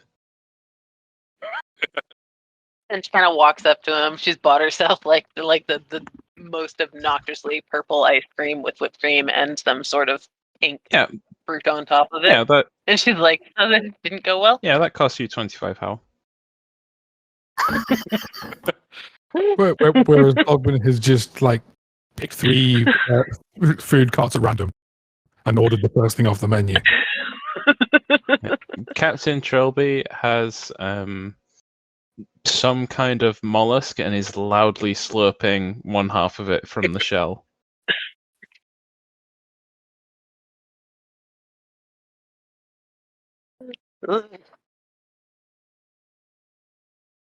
Like, so, we going dumpster diving or what? I can't get enough of this fresh Aguamalan seafood. I heard that there's a stall on the Friday that does whale, but it's all sold out by this time. Whale? Yeah, Aguamalan space whale. It's what they're kind of famous for. All right. Another lick of purple. Her tongue's like right. I hear people camp out before Automacon even begins to order their pound or half pound. I think Franklin's is the most popular. Well, behind their dumpster, we ought to find something really rank then. And since she says like this is diabolically like I have happy smile about that. I am deeply concerned, and I have no idea what your obsession with dumpsters is, but you go off and do that if you like. That's Cinch about dumpster diving. I think Ziegler just sighs. All right, Cinch, which dumpster is it this time? Oh, God. Kit, have you come with the crew, or are you back working on the engine? I think you take a lunch break. Okay, yeah, cool. We could just ask the fish stall if they've got any stuff in the back. I'm just thinking if don't think if the fish store is going to have engine parts, but it's Automacon, so you never know. Oh, I was talking about the dumpster. Lunch. That does make more sense. Were we looking for engine parts in the dumpster? I was just looking for smelly fish in the dumpster. We're looking to discredit the other guy. Oh yeah, I think Ziegler's neck deep in the closest bin. Now, steady on. I got told off for saying that they smell like fish. I've told that that's not exactly politically correct these days. It's not. We're not going to say that she smells like fish. We're going to sell. It is a she then, is it? Yes. She, right. Yervin Gertrude Mottel is a she, yes. Jottel Giervin Mertrude. I struggle with Concord names. Green and yellow. I'll call her green and yellow. Fairly sure that's not politically correct either. The rules, they're always changing on me. I come from a simpler time. It is about the same age as Ziegler. How old is Ziegler? From the Yeah, it's late 30s. I don't know if Ziegler's that young. I think Ziegler from the bin, you just hear a triumphant yes as he gets a massive lump of smelly lard in effect. Something disgusting. Yeah, it's squidgy and it's in his hand. He presents it upwards from the bin. I don't mean to be out of touch. I just spend a lot of time on my own company, and I'm not exactly sane. I know what you mean. So I walk past covered in fish guts. It turned to blood when I'm like kind of holding my nose, but like that'll do it. It does look, smell about right. And yeah, I guess Then Libby, on the ship looks we're going to around need some to see kind if- of container to stop it smelling until we get it in, right? Yes. We hear diddle-oo-doo, diddle-oo-doo, diddle-oo-doo-doo, diddle-oo-doo, diddle. Yes, hello. Yes, this is Trilby Tours. 12 of you for next week. Bridal party, perfect. Of course, I can book you in. Yes, that'll be fine. And it's having his conversation. So just kind of looks around to see if she can find like a plastic bag or something just to put the Ziegler treasure in. I think you have the container that you bought your food in. Okay. Close it. It's like a clamshell plastic container. Done. There we go. I'll deposit on that. I mean, I assume I'm still covered in entrails and Yeah, stuff. you're, so I'm you're not in a sure. food court. You just fished around in a bin. It's not all fish. It's protein of various kinds, salads. There's all kinds of cuisines here. Mostly Gomes and Aguamalin, but there is some stalls from other cultures. I did install my helmet before diving in, so it's just It's on just my the exterior. outside. Isn't it? Yeah, yeah. It's So just you're the only outside of in the a palace. bin with your helmet on, completely normal. Yeah. That makes so much more sense to go in with your helmet on. I was there thinking, you know what, Ziegler's crazy, but then you had your helmet on, so that makes it all right. Well, at least none of it's getting inside of my suit now, True. or on my face. It is. It's just on the exterior of my suit. It is vacuum sealed. You're not smelling anything with your helmet on, so that's Yeah. a plus at least. I'm just picturing this, Yeah. this massive power suit with copper lines going through it. Hubbard Mark. It's got a ring welded into its chest as well. Yep. It's kind of been forced in Yeah, by pressure. So romantic. Oh, it's been contact maybe we should- welded, like in the vacuum of space when metal touches.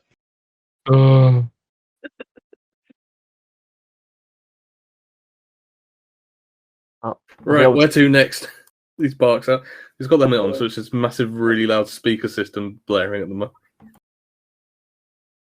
How about a public washroom and a shower for you, big guy? You did good. Ziegler, when you say out loud where to next, an advertising pillar next to you suggests like 4 different locations. That are all like saying, "Come and see the bearded lady," etc., etc. Lady with a beard? It's not what you think. It's neither a beard or a lady. Yeah, no, but Ziegler exclaims this. I like to think that he's currently speaking out of his speaker, so it's like over 100 decibels or whatever. Really loud, oppressively around the loud. food court.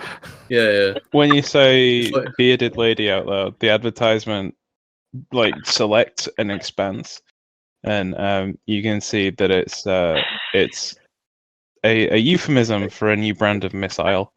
It's the bearded lady. Cinch, can we divert somewhat? Yes. So you want to go Does this see? You want to advert go? have a price on it?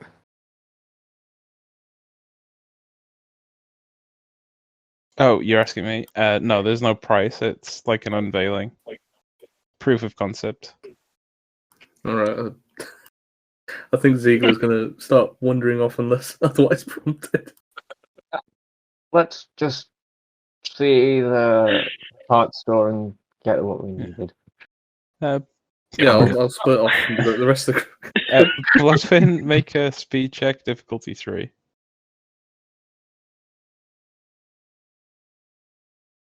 Or I guess anybody who wants to know information about the bearded lady. I want to know information about the bearded lady. Sure. What check was it, sorry? Difficulty 3 speed, just observation.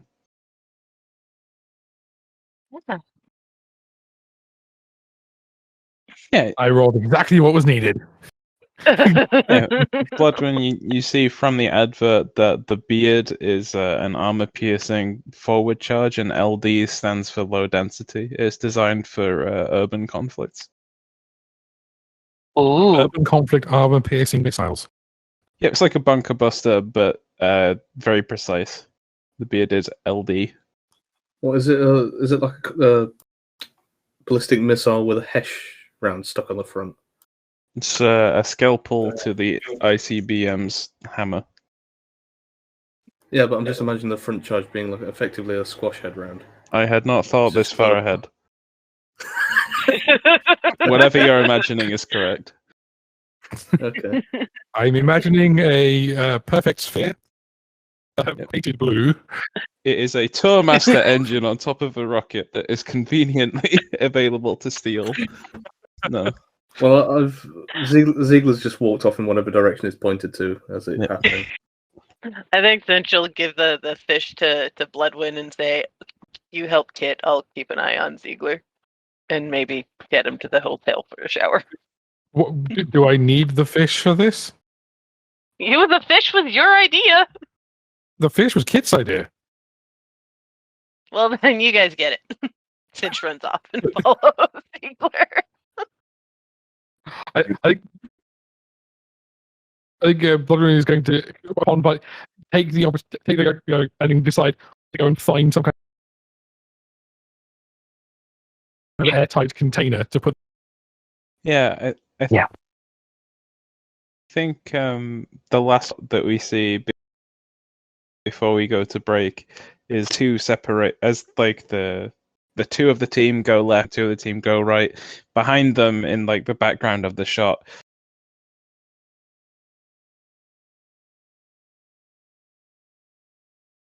we see Captain trying like some kind of bird drumstick. Is I love Automacon, and then we cut to the mid-episode break.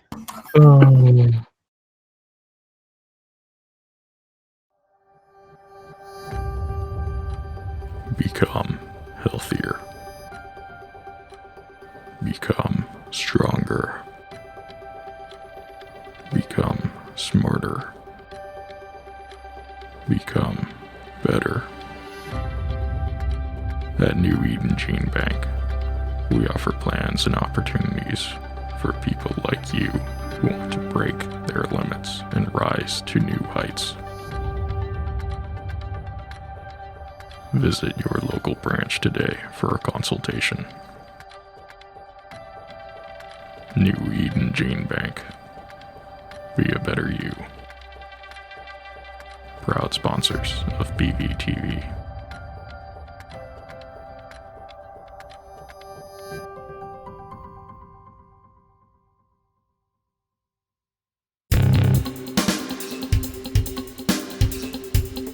This week on Kangaroo Court, did slippery celebrity defendant BBTV anchor L. Calvert conspire to poison the prosecution? Watch now on Kangaroo Court, where good justice is never blind. Fair and balanced, only on BBTV 5. Brought to you by the New Eden Gene Bank. Be a better you. BBTV anchor Xavier Storges here. Chaz, based on the most recent poll of BBTV's loyal viewers, you've won the award of the most popular reporter. Do you have anything you'd like to tell your loyal fans? As a multiple award-winning journalist, it is always humbling to hear people enjoying my reports. So thank you to my millions of loyal fans. It takes a lot of hard work and integrity to make these reports at such a high standard, and I am so very lucky to have a team that exemplifies both of these traits. I want to thank my team directly, Khaled Fi, Trey Grin, Goo17, and my sources who will of course remain anonymous. I would not be here if it was not for my friend L. Calbrecht, who always believed in me and inspired me. And lastly, I want to thank our corporate sponsors at New Eden Make, whose funding has allowed us to take our broadcast to all new levels. Again, thank you all so much.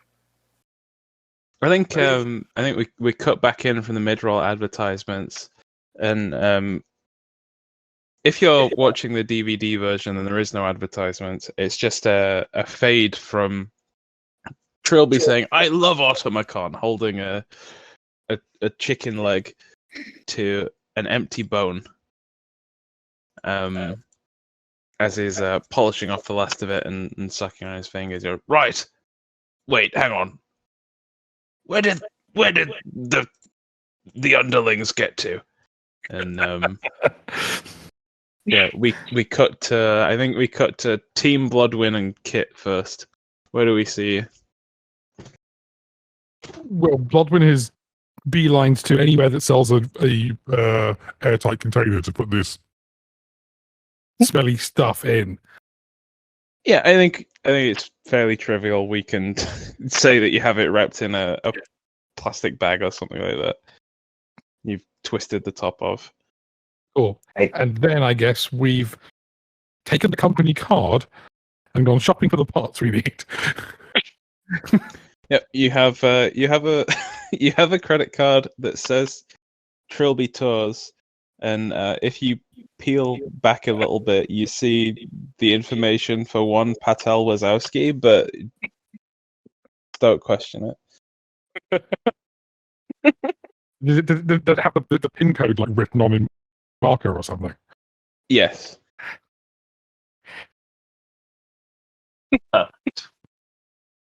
Yeah, whenever you use it, it takes a few swipes before it approves the transaction.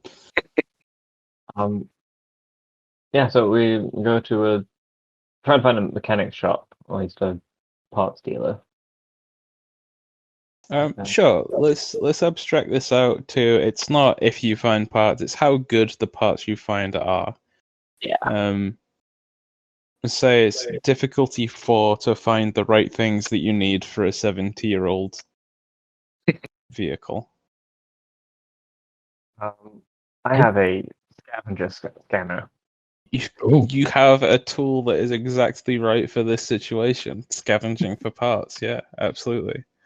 So I'm going to try and locate an asset. Locate an object. Yep. Is there anything else? Do you want to add anything? I mean, your skills with understanding engines and stuff helps. Okay. Yeah. Identifying. Yeah. I would provide help, but I don't think I have anything to help you with. Is there a difficulty, or is it just a roll without difficulty? Difficulty 4. It's going to be pass-fail. Either you find the parts you need, or you're not able to find the parts you need. I'm not going to spend any effort. One asset.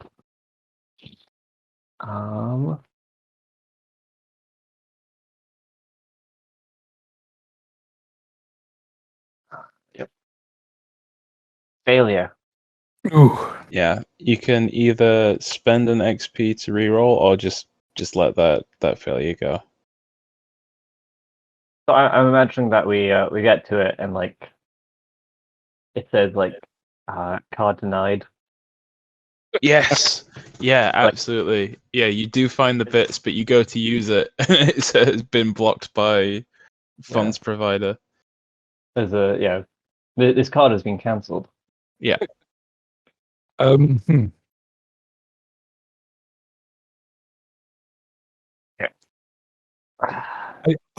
would apply my hacking skills, but I don't think Norman cares enough about fixing Captain Trilby's ship to bother hacking.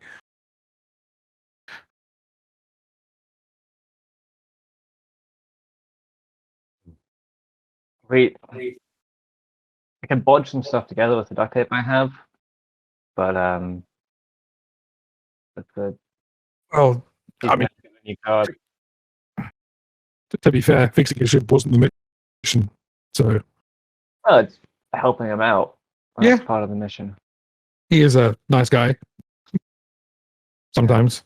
There is an advertisement for a brand new Tourmaster for the low price of 11,250 HAL. You want to see if we what's can get the, the car to buy that? Yeah, we can double check. Yeah. Yeah, brand new model Tourmaster, the same model as Speedy has. Do you I wonder think he how would? much that is in Interasti unit time. If we manage to trick their system into accepting this card, do you think he's going to worry about being chased down by the people who want their money back? Oh, we just need to get paid first. Then if he gets tracked down, that's fine. Oh, do you want to try and buy him a new ship? Why not? That's what he really needs.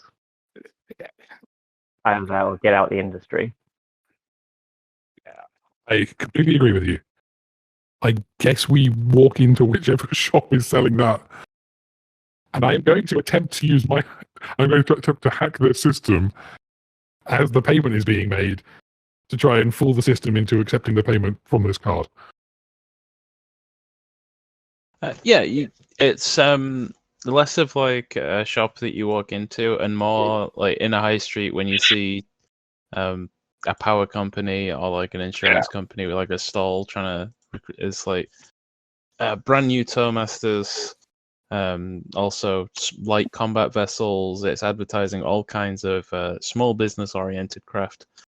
Cool. It's got brand new Tourmaster. It's a representative associated with Ingrid. The people who are responsible for the Tourmaster, who I haven't decided the name of. So seeing as they're on the street kind of people, I imagine their systems are slightly less sophisticated than a properly set up shop. Sure, yeah, that's fair to say. But you can speak to the representative whose name is Alan Yates. It's Hammond Bravo. I missed that. I was laughing. Yeah, and it's actually one of the slime creatures. Interesting. Yeah, it's speaking through an electronic device on the surface of its gelatinous skin, and it's vibrating, and the vibrations are being translated into sound that's being transmitted. Mm-hmm.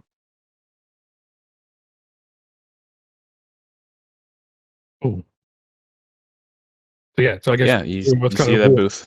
Walk up and it's like, hi there, we're with Trilby Tours, and I see you've got a new Tourmaster for sale. Yes, we are selling new patent Tourmasters straight from the Institute. Order today and get expedited shipping of only 4 months.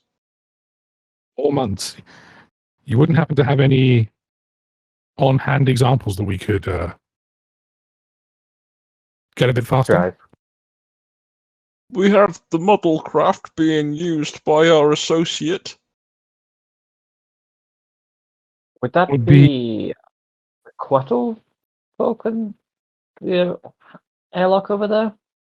Yes, wonderful woman. Ms. Mottle. He's doing a fabulous job showcasing the new model Tourmaster. Got to say, I hadn't thought she was in this kind of industry. I thought she was more of a shipping person, but good to see that people are differentiating their investments. It's the modern era. Anybody can get ahead. She is quite famous in this part of the sector. I had the honor of sharing transport with her previously. Oh God, did she tell you about the time that she came to the home world? Wasn't supposed to be there. She went against Concord wishes, but old stories. Old Bravo going on again. What am I like? I must say the 4-month delivery is a bit of a downside. We were looking for something slightly something we could get hold of more or less right now. It's probably older models if you go to spaceship dealerships. I don't know how many new vehicles are being sold at Automecon, but as in ones that are take delivery right now, but someone maybe. I don't know. I work for the Institute. Yeah. Well, I can only thank you for being so upfront, and you do a very good job as a salesperson, I must say.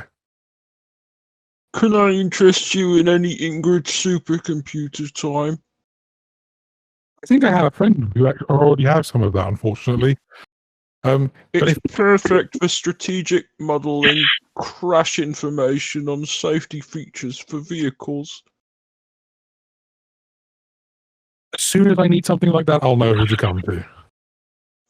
Can I ask which business you're associated with? Trilby Tours? Anybody else sponsoring your appearance at Automecon here today? Perhaps my people can talk to your people and we'll have a synergistic meeting. Get all our ducks in a row. Does the Penumbra have, like, I assume the Penumbra has a variety of front businesses that I could use as... Yeah. You've got night and day ombudsman gambling auditors. You have... you can come up with a business name if you'd like. Yeah, I don't, off the top of my head, I don't think I'm going to, but yeah, I spit out a couple of the Penumbra fronts. And sure. What kind of industries are they in? Is it like robot production? Well, yeah. Well, being at Automecon, it would make sense that they're at least technically aligned. Yes.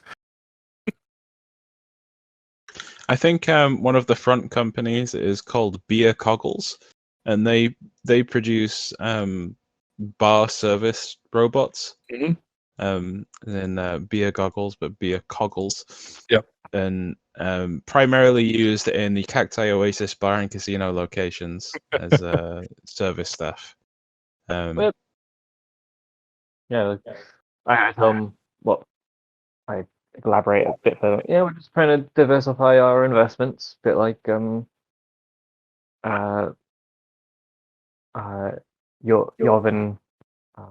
Gertrude Yottle. I'm getting a delivery from her import-export business next week. I'm very much looking forward to some rare treats of,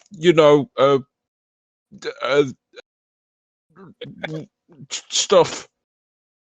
I won't intrude any further. I'm aware that she does some... Sion's bread, that's what I'm getting. Sion's bread. Completely legal from Carcaduc. Of course. The instant I get he makes that slip up, I would like to see if I can find any records on his system. If he has a personal pad or something, would I be able to kind of surreptitiously? Definitely can. Cool. Yeah, you can absolutely try to hack into into their phone. Yeah, I think this is going to be... It's Automecon. This person is pretty tech savvy. I think it's going to be difficulty 5. Difficulty 5, okay. Yeah. So I'll use hacking. So I'm trained in that. I would like to apply my risk computer as a what's it called? Asset. An asset. Asset. That's the word. Yes, thank you. Yeah. So that's one asset. Do I have anything? I don't have any specific skills, but I'm going to try and keep the conversation going and try and divert.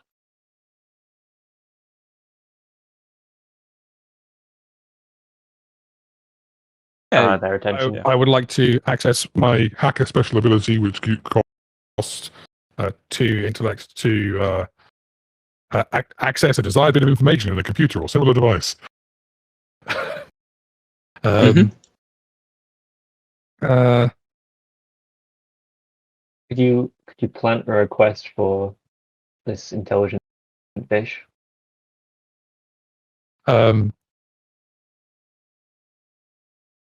So if I activate that ability, that'll give me an ease, right? Yeah. Yeah, if you spend your 2 points for hacker, absolutely. That's not right. That doesn't apply. Which for you is free, because you got 2 intellect edge. That's why I'm doing it. Yeah. Yeah. And then if you do a effort, doesn't that make it free now? So difficulty 5, I applied my hacking skill gives me 1. My risk computer gives me The 1. computer. My hacker special ability gives me 1. Did I get 1 from Kit keeping the conversation going? Yep. You can get 2 from skills and 2 from assets, and Kit helping counts as Kit helping would count as an asset, right? The special abilities count as assets.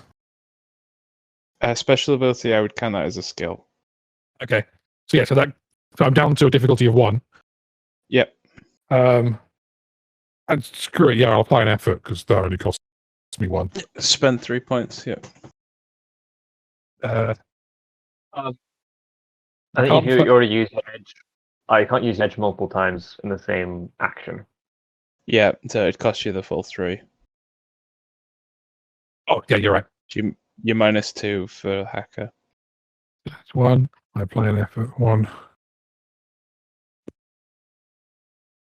So I succeed, but it's unit of intrusion. You definitely succeed, and you gain an XP. Cool. And I will give the other XP to Kit, seeing as they're helping. Yeah. Yeah, absolutely. That makes sense. And I think what we do here is cut to Team Cinch and Ziegler. Mm-hmm. And we come back and see the result of the GM intrusion. So you get the information. Your screen starts to flicker with all of the information of Yeovin's shipments with this individual, Hammond Bravo. Hammond Bravo, from the information you have, is a connoisseur of fine, completely regular foods that Yeovin exports, completely legal and normal foods that are in no way suspicious. Of course. We cut to Cinch and Ziegler. What are you up to? Well, the first question I want to ask is, because you said to do a speed roll to see if we got any information off the sign. Have I successfully managed to navigate to wherever this bearded woman, or bearded lady, or whatever it was called? Bearded low density, the bearded low density missile, the bearded LD. Yeah, the bearded LD. Yeah, it's took you some wandering around because you have an inability in critical thinking. You ended up in a circle that said "go this way, go this way, go this way" for about 10 minutes. I effectively ended up running around IKEA for 10 minutes. Yeah, so like the bearded lady presentation was in the middle, and you ended up just walking around it 2 or 3 times before you realized, it's here. Yeah, okay. So, is it like a Q&A session, or is it just them presenting it on a stage to an audience? Yeah, it's a smaller stage than the one that you were underneath, but it's it's like roped off, and there's some questions being asked. It's like a more intimate theater setting. Are there any representatives there, or is it just literally just a stage with like a spokesperson answering some questions? Yeah, there's someone on stage who's like taking questions and answers. It's about the same. This is going to be a weird reference, but it's about the same size as the stage at the end of the Big Short movie. Yeah, I know what you mean. Yep. Yeah. It's like a university small university lecture hall. Okay. So much of a queue to the microphone for the Q&A? There's like 2 or 3 people in front of you, but for the sake of the session, you can get to the microphone. I'm going to queue up and we're going to wait the amount of time required in real Since life. you're just tagging along. Yeah, but Cinch is also asking like people around her. So is there like a robot wash or like a car wash anywhere around here that I can run the big guy through? As soon as the words robot wash come out of your mouth, every advertisement screen in your visual vicinity and the ones behind you advertise like 16 different places to get your robot washed at Automacon. Perfect. Then she's just looking for the largest one. Like she's looking for one. She's just like clicking the ads and looking for the one that will actually fit Ziegler. Yeah, well, the largest one that you can find is a spaceship wash. Well, that's not really no. There's something more the size of a Volkswagen wash. You definitely could put him through. Just environment suit, put him through the automated spaceship wash. Iron through.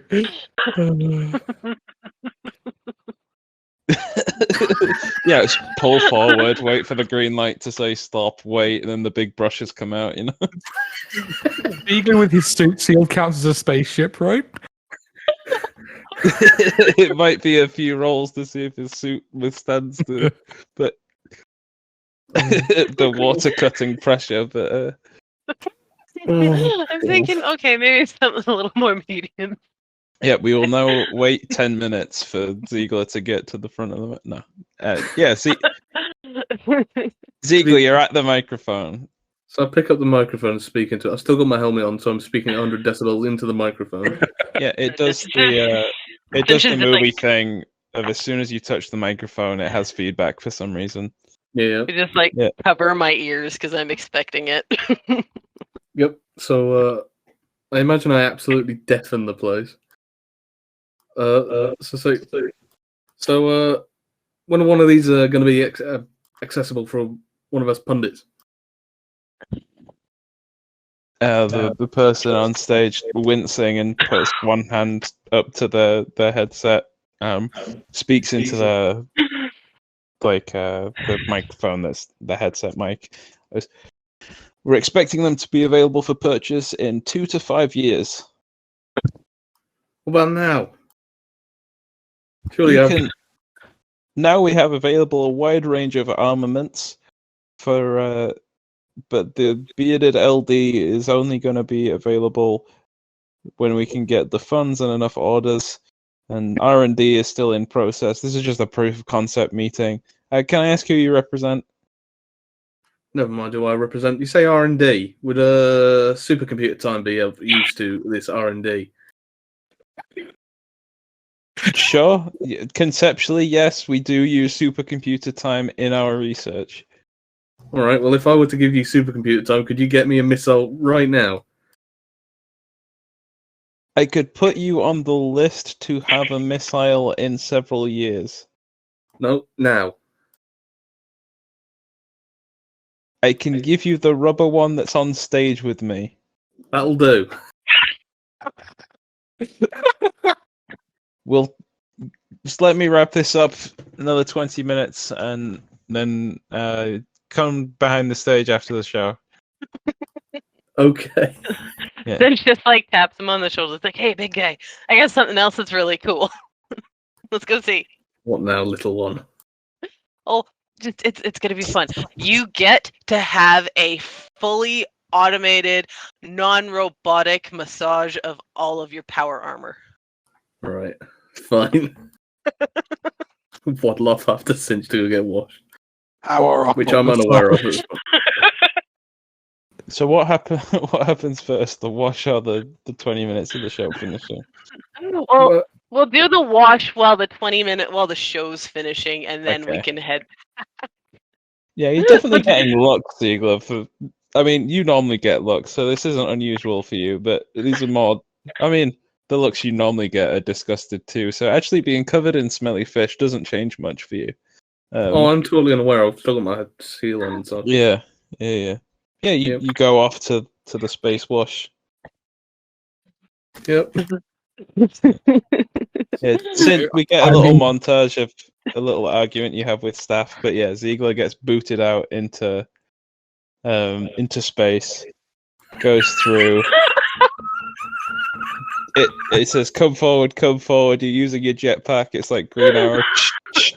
They stop, you park on the spot, clamps extend out from either side, go to close on something much larger than you, readjust, go smaller and smaller and smaller and smaller until finally they latch onto either one of your arms, hold you like T-posed, spray you with soap and then water, and there's the rainbow glisten of all of these fluids floating through the vacuum of space. Then, somewhat bedraggled, you're pulled back into the station. I am imagining the scene from with the whale wash. Yes. Yeah. Power armored Ziegler goes through a car wash. Yeah, that happens. Then she's just like, so how you doing, big guy? Feel better? I don't know what all that fuss was about. I feel the same as I did before. Oh. Well, then I'm going to go get my money back, because that was false advertising then. Ziegler, the filters on your environment suit are spent. Can replace them in this? Yeah, you can. Yeah, it's $250 to buy environment suit filters. What do the filters do? Is it just for? That's just for like breathing in pollution and so on, right? Yeah, it's for being able to use the environment suit. Yeah. Yeah, sure. I'll replace them then. Yeah, for $250. It's in the equipment list. Like you've had your helmet on for a while, filtering out fish smell, and then you're out in the vacuum of space. Yeah, that's fair enough. I'll replace them. Yeah, you've used a day's worth of filters. Yeah. At this point, I think I'll take my helmet off and store it for now. You see Ziegler's face. Yeah, you head back to the show. Yeah, we're heading back to the show. I imagine it's taken a bit of time for that. So it'll be like the 20 minutes. Yeah, they've wrapped up, and you can add a 3-foot long rubber missile to your inventory, should you so desire. Yep, that's happening. Cool. You just strap it to your back. Yeah, remove the supercomputer time and all of it. Yeah. Fucking hell! You traded it. This was an expensive rubber missile. Yes, you traded it. Am I also being put on the wait list for the missiles in the future? Yes. Right, okay, so I am taking delivery of a missile in 5 to 10 years. In 2 to 5 years, you Not will 2 to 5 receive years. a bearded, low-density Can I put that in my stash then? So wait Yes, list you for... can. Yep. Sounds like a weapon from Saints Row. A missile with a fake mustache. Yep. Okay. We've got a rubber missile. Yeah. Okay. Cutting back to Team Kit and Bloodwin. Bloodwin, you notice as you're hacking, you've been noticed. The gig's up. You've tripped a firewall or something like that. Okay. You have the information, but the owner of the information knows that someone has accessed it and hacked. Okay. Someone has it, or they know that I have it. If someone knows that your device has it, they've managed to get around your usual Penumbra protections and everything, and they have the ID of your device. They don't know it's Bloodwin of the Shea, but they know it's... They know it's a Penumbra operative. Yeah, your specific risk computer, yeah. Like your MAC address or whatever. Yeah, cool. I think... So, and Bloodwin is aware that they've been spotted. Yes, yeah. You know that you've tripped a firewall. It's... Cool. Yeah. So, I think Bloodwin knows that, like, swears under their breath, and is like, I guess it's time to get a new computer. And so I guess Bloodwin turns around and goes, like, thanks. I've forgotten the name of the sales rep. Thanks to Hammond Bravo. Yeah, thanks them for their time, and It looks like I've got a meeting to get to. If I need a tour master or supercomputer time, I'll be sure to come and talk to you. They wiggle at you in acknowledgement and move on to the next person in line. And then I immediately go and find a place to buy a new wrist computer.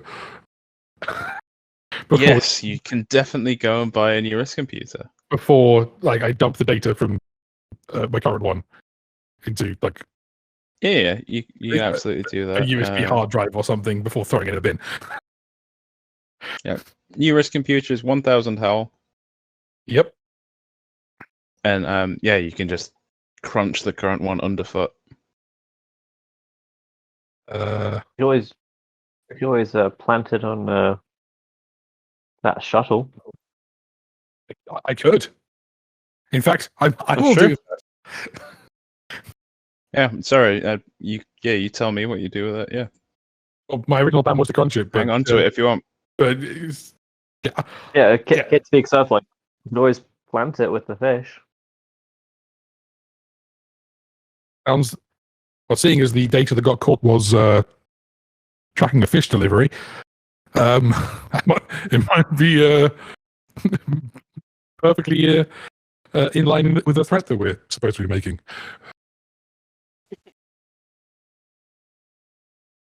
Yeah, I guess the old wrist computer gets attached around the piece of fish in the bag. Cool, it goes into the airtight container. Yeah. / Faraday cage. It's not a Faraday cage because I didn't buy one of those, but it's just wrapped around a piece of fish in a plastic bag at this point. Yeah. I could tinker it into a Faraday cage. Make a device do something different from its original purpose. Yeah. If you want to roll to make this into a Faraday cage, you definitely can. That's a stupid question. What is it? This is the most over-engineered rocket fish delivery device ever. A Faraday cage it blocks out all signals. So if you built it around, it wouldn't be able to connect to Wi-Fi or anything. Oh, okay. Like a mesh box. Microwaves are types of Faraday cages to stop the microwaves from getting out. Yeah, I think you're able to do it with just you find foil trays on the ground and wrap it in foil. Yeah. You have. I'm just looking at your equipment. You have duct tape. You have tools. Yeah. I think you're going to attempt to do this, and then you can make a mesh that goes around it, but the success or failure is if it actually blocks out all the signals. It's just going to be difficulty 3. Vector level modified device 1 or load. Okay. With intellect or? Yeah, intellect. Yeah. I want this to be our 20 roll for the day. Oh, hang on. No, Tinker is just you can do it. Yeah. So you just do it. Yeah. Spend 1 intellect from our pool. One intellect, and I've got it. Yeah, it is a level 1, effectively. Faraday cage. Yeah, you make a level 1 Faraday cage from fast food foil trays. So anyone trying to hack would have to beat to track it would have to beat a level difficulty 1. Yeah. I don't know if it works. I think a level 1 Faraday cage and a level 6 Faraday cage is going to be size probably. I think this is an effective Faraday cage. Okay. Faraday cage that you can hide a chip in. Yeah, I mean it's not going to block out one of the instantaneous communication blasts that would fucking melt the foil, but it'll stop Wi-Fi. If they melt the foil, I'm fairly sure the bridge could be right surviving. Yeah. That sort of ship-to-ship communication's probably not going to stop, but. Oh, yeah. What's the next step? I guess we meet up back at the airlock. Ship say that. Yeah. You come back. Captain Trilby has a new medal on. He stood at the back of his ship. There's a new medal that says "I was a very brave boy," and it's made of like milk carton lid.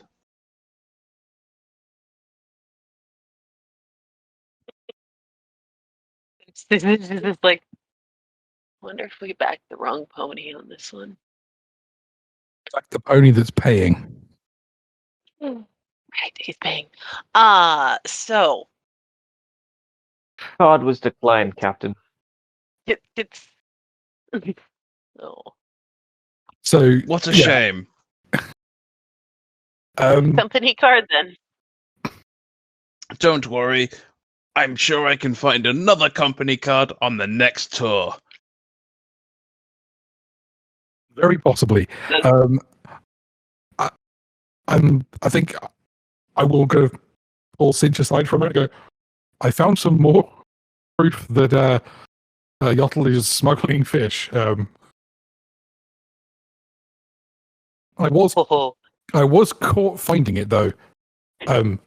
Hence the new risk computer. Since gets kind of excited about the new model and she starts gathering about that for a second and then like refocuses. And then gets focused for a second. And it's like it's exactly the same model, but like the latest version of it. So it's like nothing has changed apart from like it's a slightly different design. Like it's like an inch longer, Yeah, but like also an inch narrower, and it comes in different colors. and it's got a new blinky light that does nothing. Exactly. And she's just like going off about it, and I imagine Bloodwind just like kind of snapping at her for a second. And no headphone jack. Huh? No headphone jack. Of course. No wireless everything. Well, they're trying to sell their new Bluetooth earbuds. So if there was a headphone jack, it wouldn't work. Well, I've got the old one that they're tracking in the bag with the fish. So Kit had a good idea that we could plant that on the ship as well. Ooh. Okay, here's my thought. Because Kit's gonna pilot, or no, Kit's gonna help fix the engine, and Ziegler's gonna give the speech. Yes. When you say that, Trilby like whacks his hand on Ziegler's shoulder plate and he goes, "I see you got washed for the tour. You ready to give it, big boy?" I don't get washed specifically for the tour, but yes, I'm ready to give the speech. I am an excellent public speaker. I have nothing said against me in this regard. I believe. Note to a future employee: when the boss thinks you've done something for them, don't correct them. I waved my 3-foot rubber missile at him. What did you just... What? Sorry, you... Don't misconstrue what I said. you wave your 3-foot rubber missile at someone? Yeah. Okay. Understood. My God. Yeah, Captain Stop Trilby misconstruing what I'm saying. I've got a 3-foot rubber missile and I'm waving it at him. Yeah, Captain Trilby looks unimpressed. So, what are you looking unimpressed for? Look at this. Right, well... So Ziegler, why have you got a large rubber toy? This isn't a toy. This is a bearded LV missile. That's a hunk of rubber. No, the what? The woman said I gave her the computer. What? No, remember, big guy, you're getting that in a little bit. She gave you her cool one that's a prototype, so it may or may not work. I'm sure Biscuity will love his souvenir from Automacon. Right, let's get going. All right. I'm thinking that me and Bloodwind take Yvonne's tour. Yeah, we're going to try and cause issues for your competitor. I'll leave it to Kit and Ziegler to ensure that your tour goes excellently. Superb.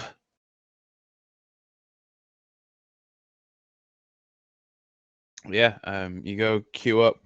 You're able to queue up for speedy tours. It's so much nicer than Trilby tours. As you walk on, you're handed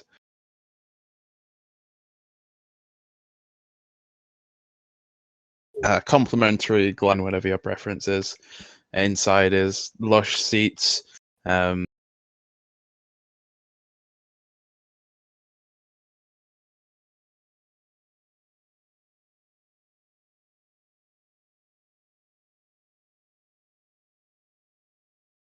There is sort of a squealing speaker comes on as Julius.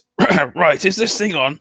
And the ship starts to rumble away from the airlock. He goes, I'm Captain Trilby. I will be captaining the ship today, but delivering to you the tour of the wonderful Automacon and Gome. I have my associate, Sir Biscuity Ziegler, who will be presenting to you the information today. And Ziegler, why don't you take it away? As you can see, we will soon be overcoming the capital city of Gome.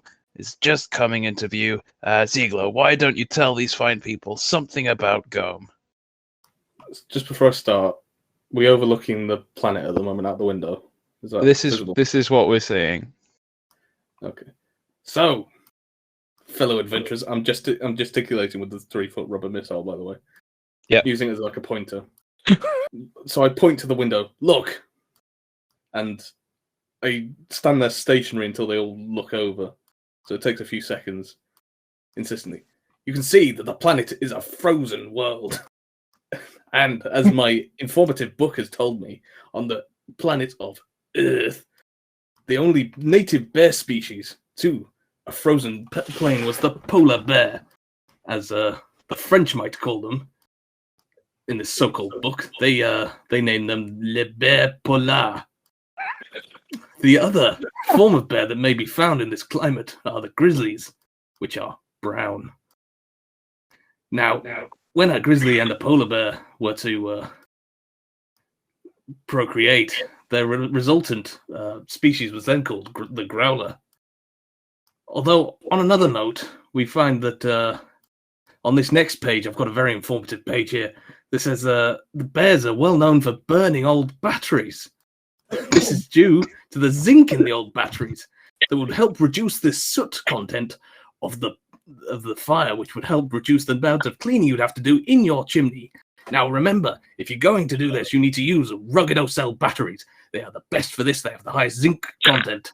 So make sure you pick up your rugged-o-cell batteries at the next convenient place for your cleaner burning fires and more interesting flame color. Now, the primary sustenance for bears is that of porridge. Now you find porridge comes in 3 different types: cold, warm, and hot.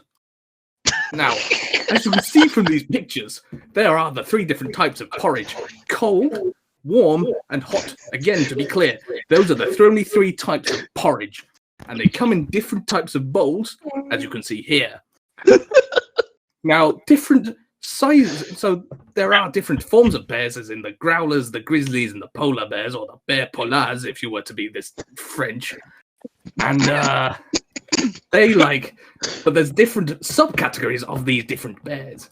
Now, there's small ones, medium ones, and large ones. And this is the progression. They start as a child, then they become the mother, and then they become the father.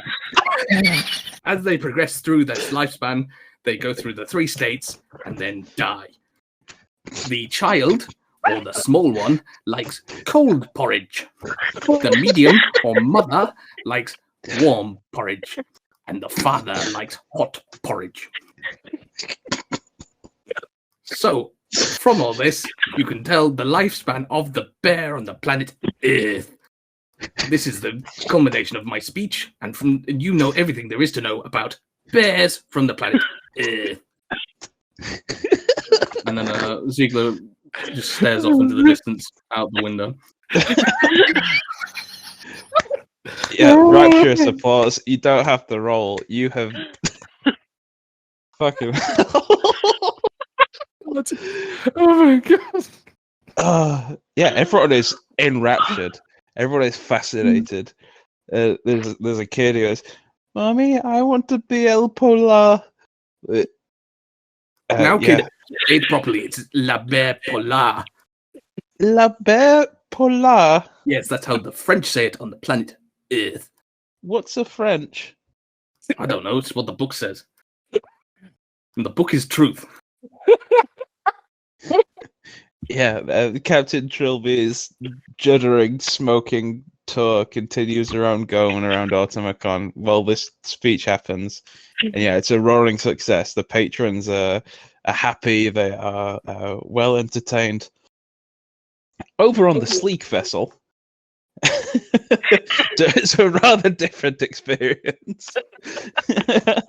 So, I would like to have punctured the container of the fish at the wrist computer and slid it under one of the other chairs as I was kind of boarding.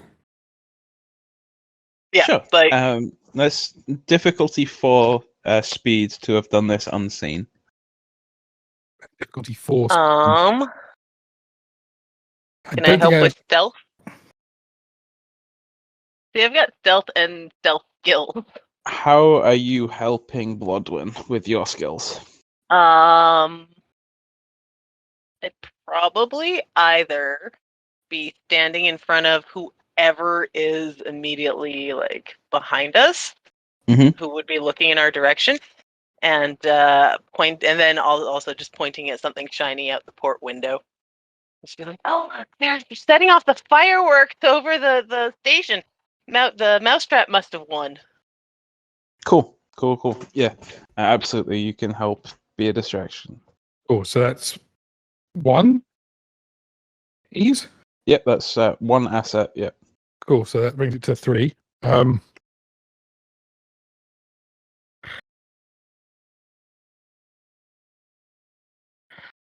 don't think I have anything else that can help with this. It's pretty much a 50-50. Yep.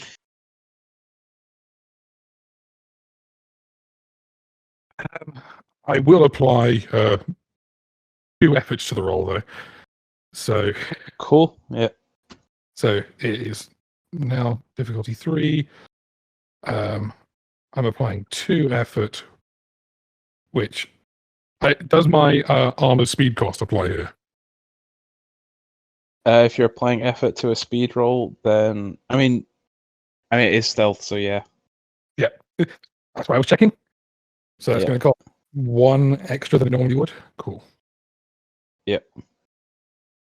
I don't feel like I should do this roll. Oh no! I'm going to spend an XP to reroll. Okay. You don't have to respend your points or anything. It's just the same roll. Oh no!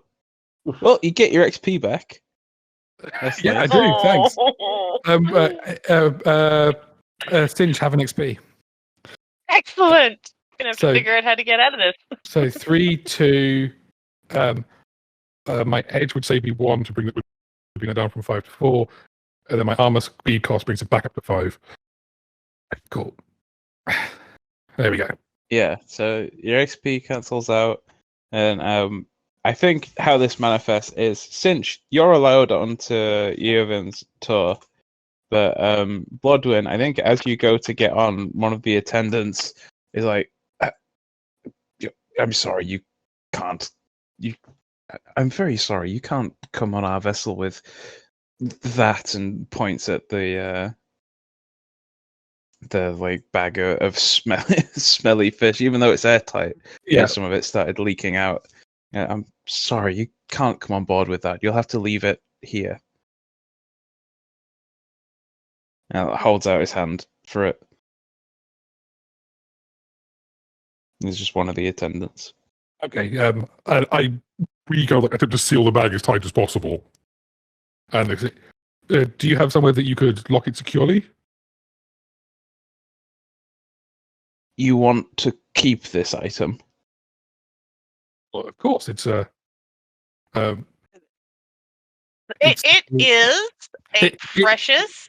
It's medicine, and you are being incredibly discriminatory to someone with clear, and I like go up and down, medical issues by suggesting he can't have this with him.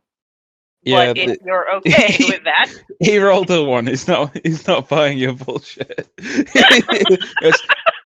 You can leave it on the station and collect it when you return.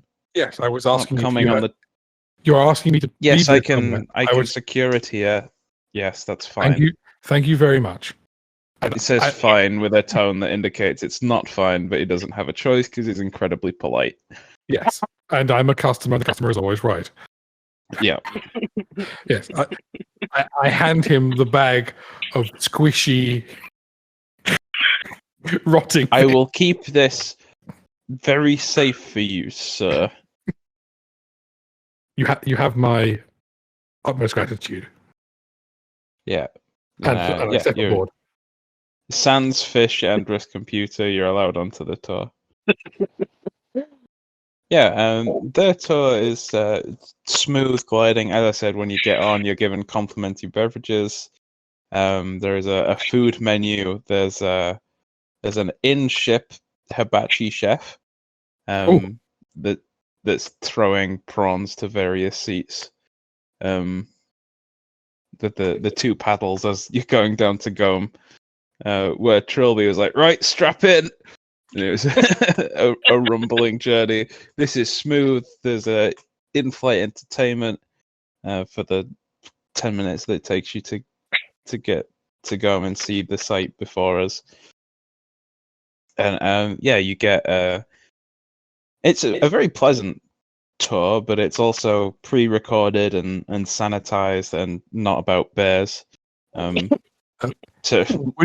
it be possible to hack the in-flight entertainment and play the information we have on Yotl over the what's it? What is it? Yotl? Oh, over like text to speech. Interesting. So that everyone on the ship hears the.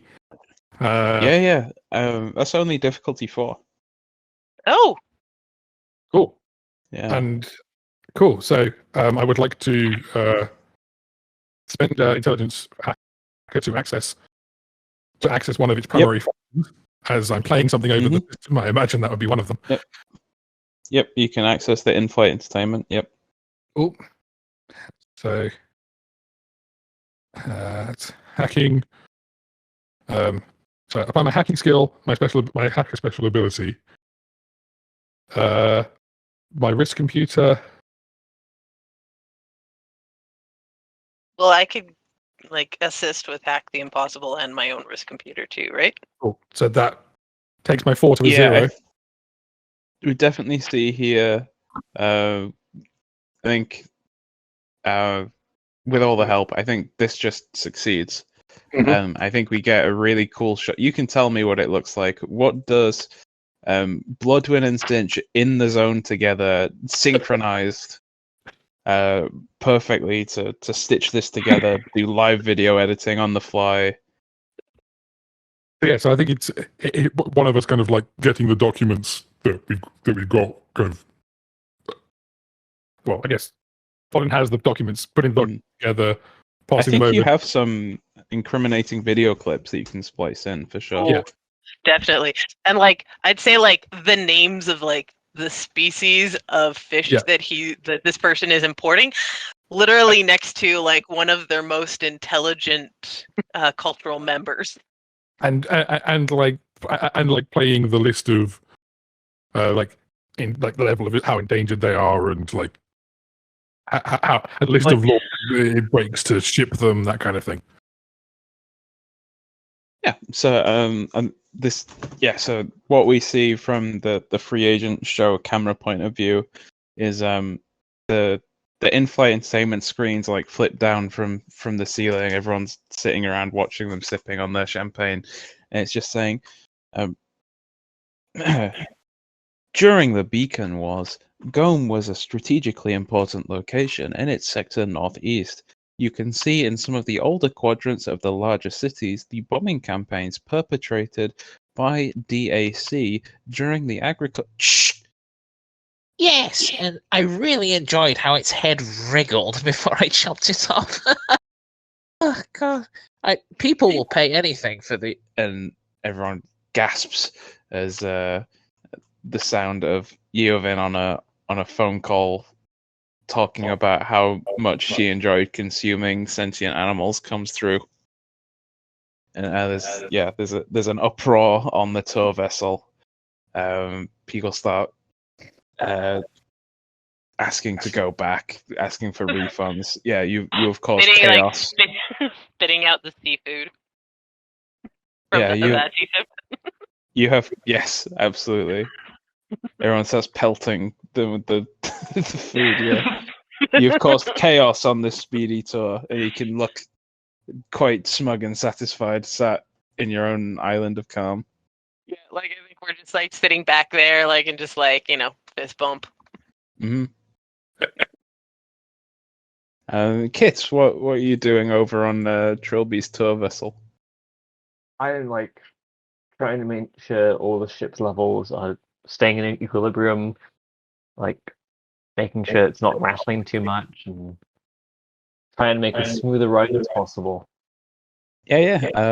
Let's give you a roll. Let's make it a speed roll difficulty 2. Speed roll. I'm gonna apply 2 effort to basically make it perfect. Unless you roll a 1.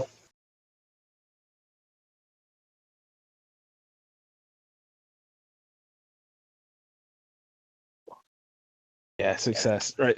I think as Ziegler's speech concludes, and we get the camera shot pulling back through the crowd applauding, loving their time on the Trilby tour. The camera pulls back and it enters into the engine room. Tell us what we see as you very successfully and artfully conduct the orchestra of the engine. Kit is sweating buckets. This thing is like barely held together. He's had to tape like a couple of hoses together and like constantly adjusting screws to the right to like make things not rattle as much and balancing levels between both engines.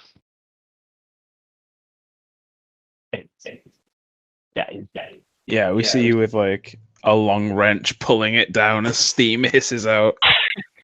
Jumping like around the engine to get to the other side, like just like around. Awesome. Yeah. The tours rattle on. We get again, like in the opening, to mirror the opening of the show, we get the split screen view. Whereas the first time around, everyone was miserable on Trilby. Now everyone is thoroughly entertained. Ziegler is still being applauded, given attention. On speedy tours, everyone is yelling and asking for refunds. And yeah, I think we come back into the Ultimacon station, and the tone is very different to last time. Everyone getting off Yeovin's vessel is very dissatisfied, and everyone getting off Trilby's vessel is talking about how great the tour was and how they're going to tell all their friends to go take Trilby tours.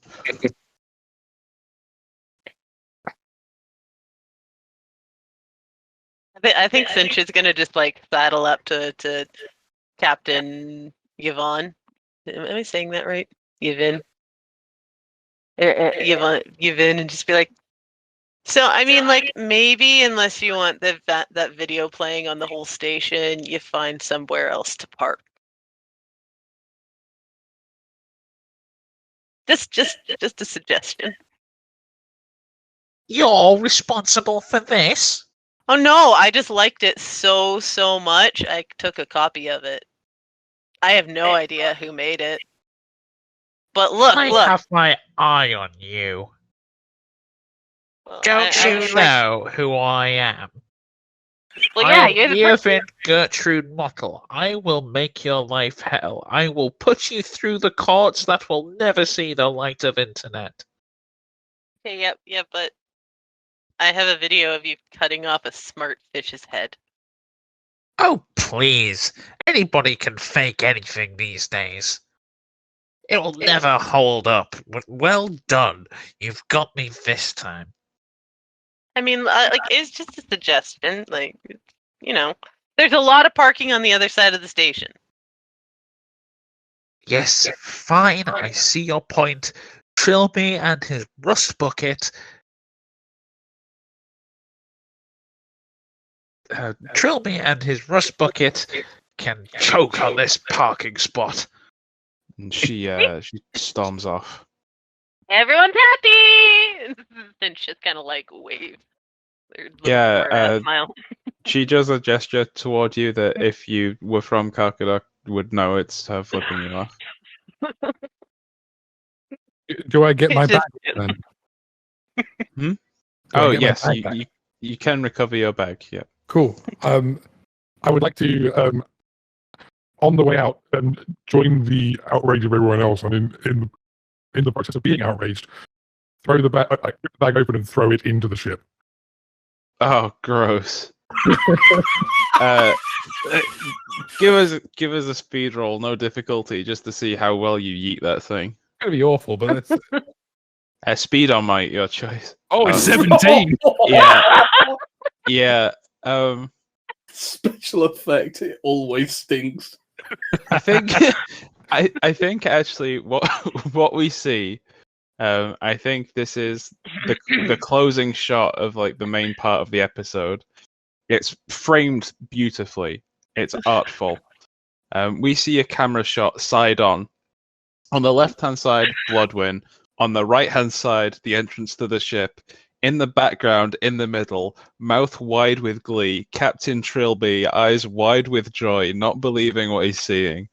As Bloodwin throws a bag of smelly fish guts in a perfect arc, right as it reaches the zenith of his throw, it bursts like a firework, spreading fish guts all over the entrance to the tour ship, all over the attendants, deep inside the speedy vessel.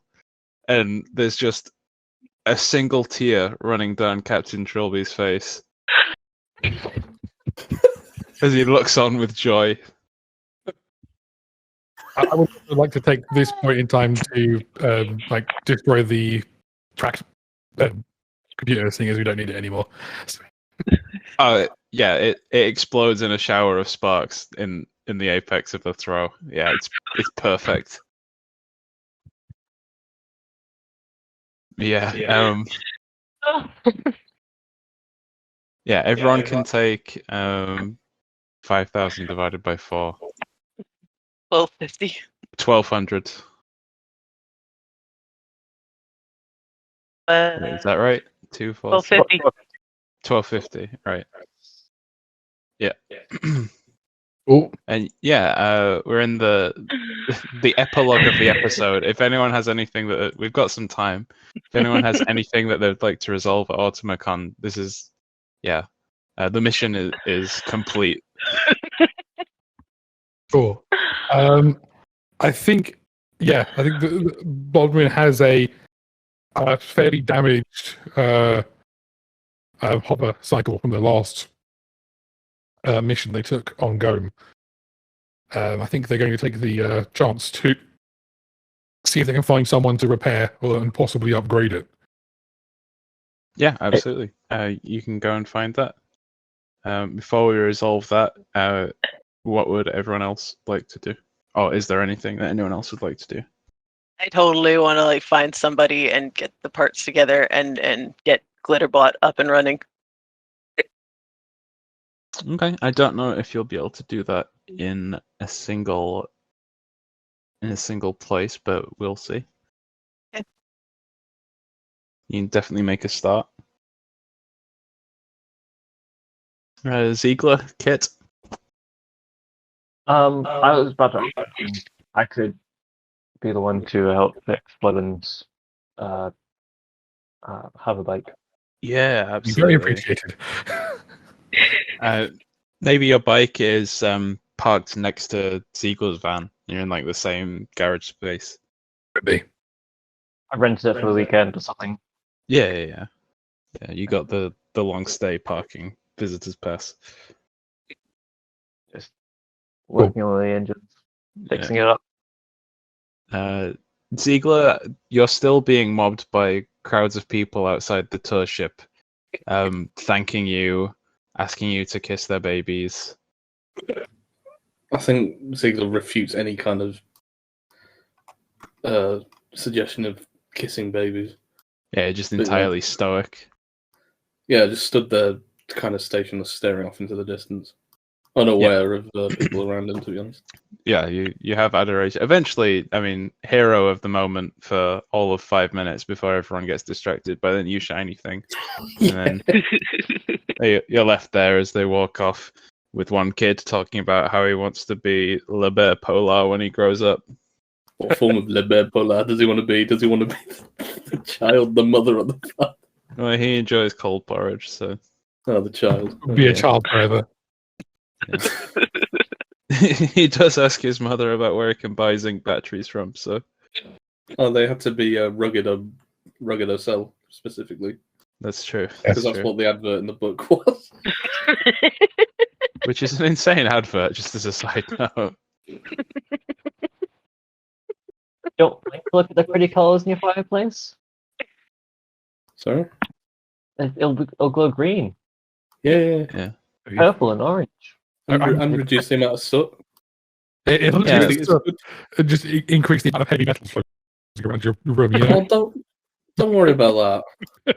My favorite thing about it is that it doesn't claim that it will remove the soot. It may help.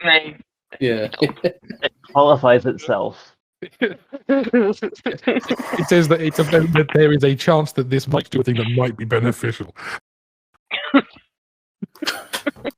Yeah, I think as like an extended after credit scene, what we get is everyone in the garage space, Cinch with Glitterbot out, partially disassembled on a workbench, Kit and Bloodwin around the hover bike, Ziegler presumably doing something in your van, maybe trying to install the rubber missile. I don't know. We've got fat beats going in my van.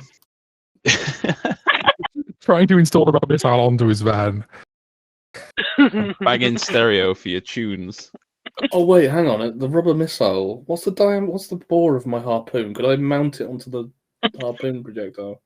I'm not Like sure fire attaching a rubber missile will make it any better with a harpoon.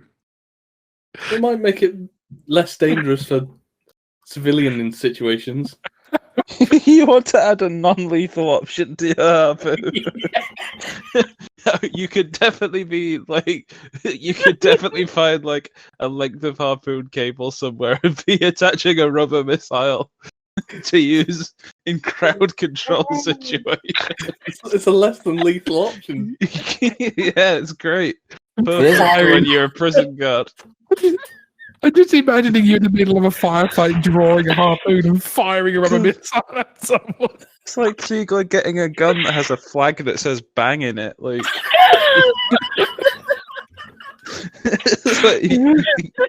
yeah, good job, buddy. It just like it bonks off of someone. They're like the whole thing stops and everyone just looks at this rubber missile. Yeah. Oh my god. Just so you know, you're going to have to get a soundboard with the sound bonk on it, so that every time you use it. Bonk. Bloodwin, 500 to repair your bike. How much for upgrades? Yeah, so what upgrades are you looking to get? So I want to take it from a tier 3 to a tier 4. Cool. And I think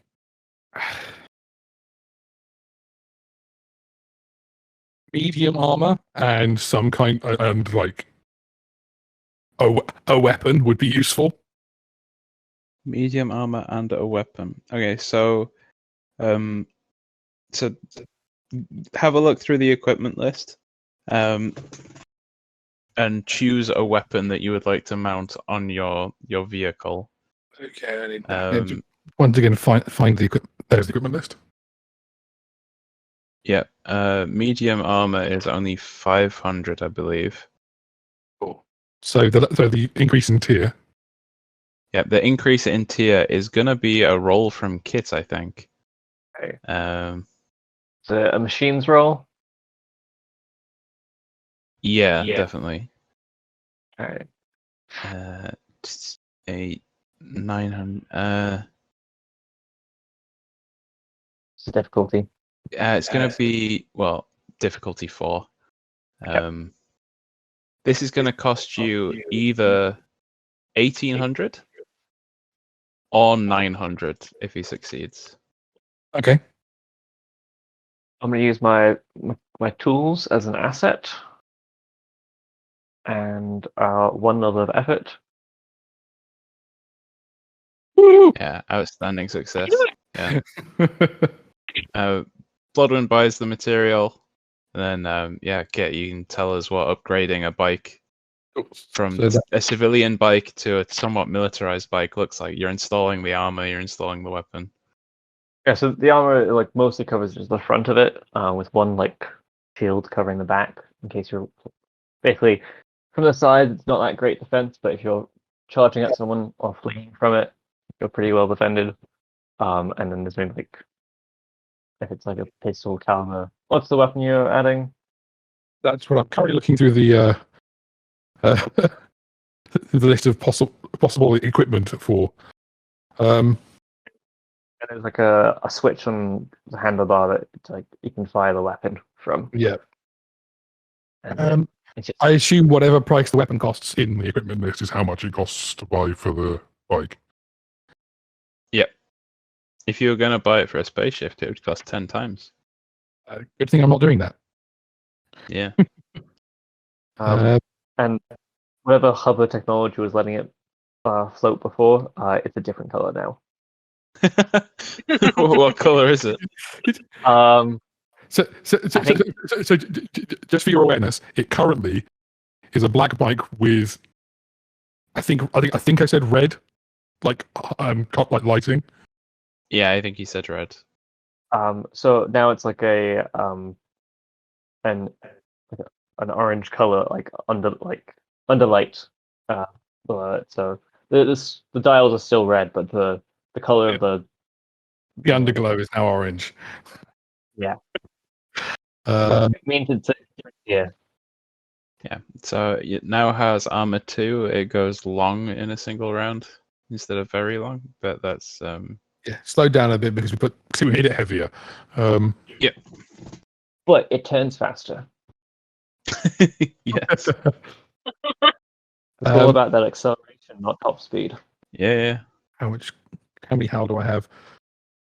I You don't also need take pistol fire with no damage. So. The weapon that I've had Kit install is a submachine gun. Awesome. So yeah, it's got a little James Bond style cover. It looks pops out of the light. Pops out the light. Awesome. So it was medium armor and sub. Yeah, so it has 2 armor. Yeah, I need to give me more space to add stuff to an item, really, because. Yeah. I can give you this stat where. Yeah, I mean, you've got it. Yeah. You can always put the description in a special ability slot. Yeah. Yeah, I probably will. As long as it makes sense, right now. Not a big deal.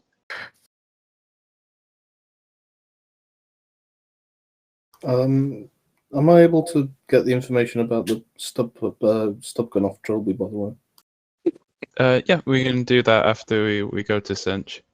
Yeah, sure. Sorry. Yeah, no, it's not a big deal. Also, there was a half credit left over from my last mission. I would like to invest in aerial coin. You can buy 32 mineral coins. I do I do so. I now have 32.01 mineral coins. Yeah. Paying dividends, buddy. Cinch. Let's give you a speed roll. It's going to be So let's make this a clock. You're gonna need 3 successful parts to build Glitterbot. And this is chance 1 of 3. It's gonna be a difficulty 5 speed roll, and it's just finding the right parts to build Glitterbot. Okay. You have a scanner that could help. You have Find the Way. That could definitely help here. You're gonna let me use Find the Way on this one? I'll let you use Find the Way. Oh, you're awesome. Okay. So I'll do that. And I don't think I've got anything else that would help. No, I don't think so. No. Okay.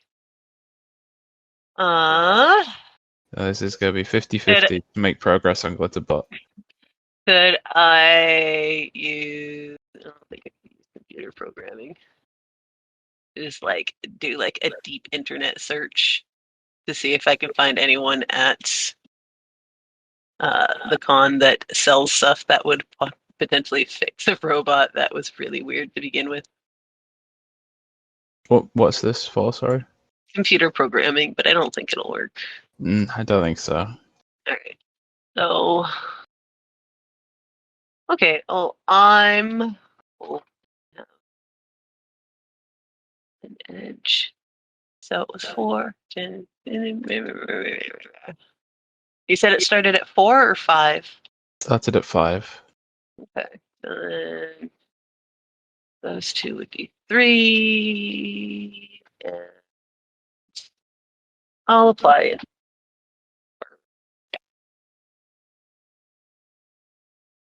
2 and... Woo! Success. Yeah, you're able to find all of the bits to start repairing Glitterbot. I think this time it's you're able to get the spent power cells out, and I think it's one of the hip joints that's broken and that you managed to fix. You can put in your background on notes somewhere Glitterbot 1 of 3. Cool. Good.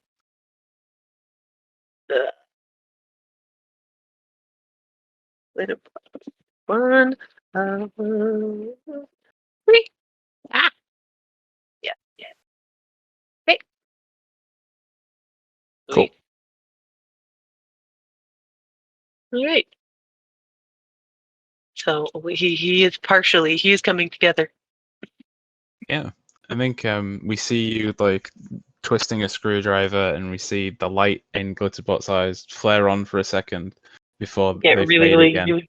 Oh. Yeah, it's like Oh. damn. And then over your shoulder, we see we hear a thwoosh as a rubber missile fires out the back of Ziegler's van and almost takes the head off Captain Trilby as he walks into the room. He ducks, like, whoa, I come in peace, friend. It's just rubber. I see he's putting it to good use. Biscuity, you said you wanted to see me. Yeah, so where's my stub gun? Excuse me? You said you know where the stub gun is. Oh, oh, that was on the tour of data. Yes, there was information about the fabled Julius Patton stub gun in those waypoints, but the things people say. No, tell me what you know. Are you trying to intimidate, persuade? Yeah. You're trying to intimidate. Okay. Well, hang on. Before I try to intimidate, tell me what you know. I sorted your tour out for you with all that information and stuff. I shared knowledge and everything. Yeah. You have the trigger assembly already, right?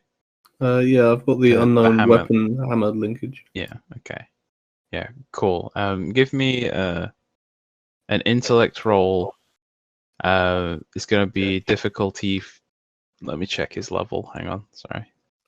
Oh no. Difficulty 3. Is it +1 because I'm an idiot? +1 because you're an idiot, but -1 because you helped him earlier. Okay. So that cancels out.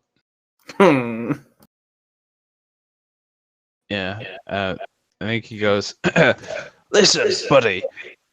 I've got 9 more tours tomorrow. If you come and give that same speech on every one, I will tell you about the Julius Patton stub gun.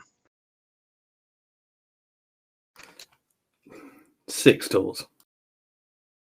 And you have to feed him. Okay, I can settle for 10 tours. 3 tours. Yep, you can do 3 full days of tours. I imagine this goes on for a while, where both parties carry on going the opposite directions. You name your first child Trilby. Nope, you give me 5,000 howls right now. Yeah, it just escalates, and we fade out from the episode on that that conversation.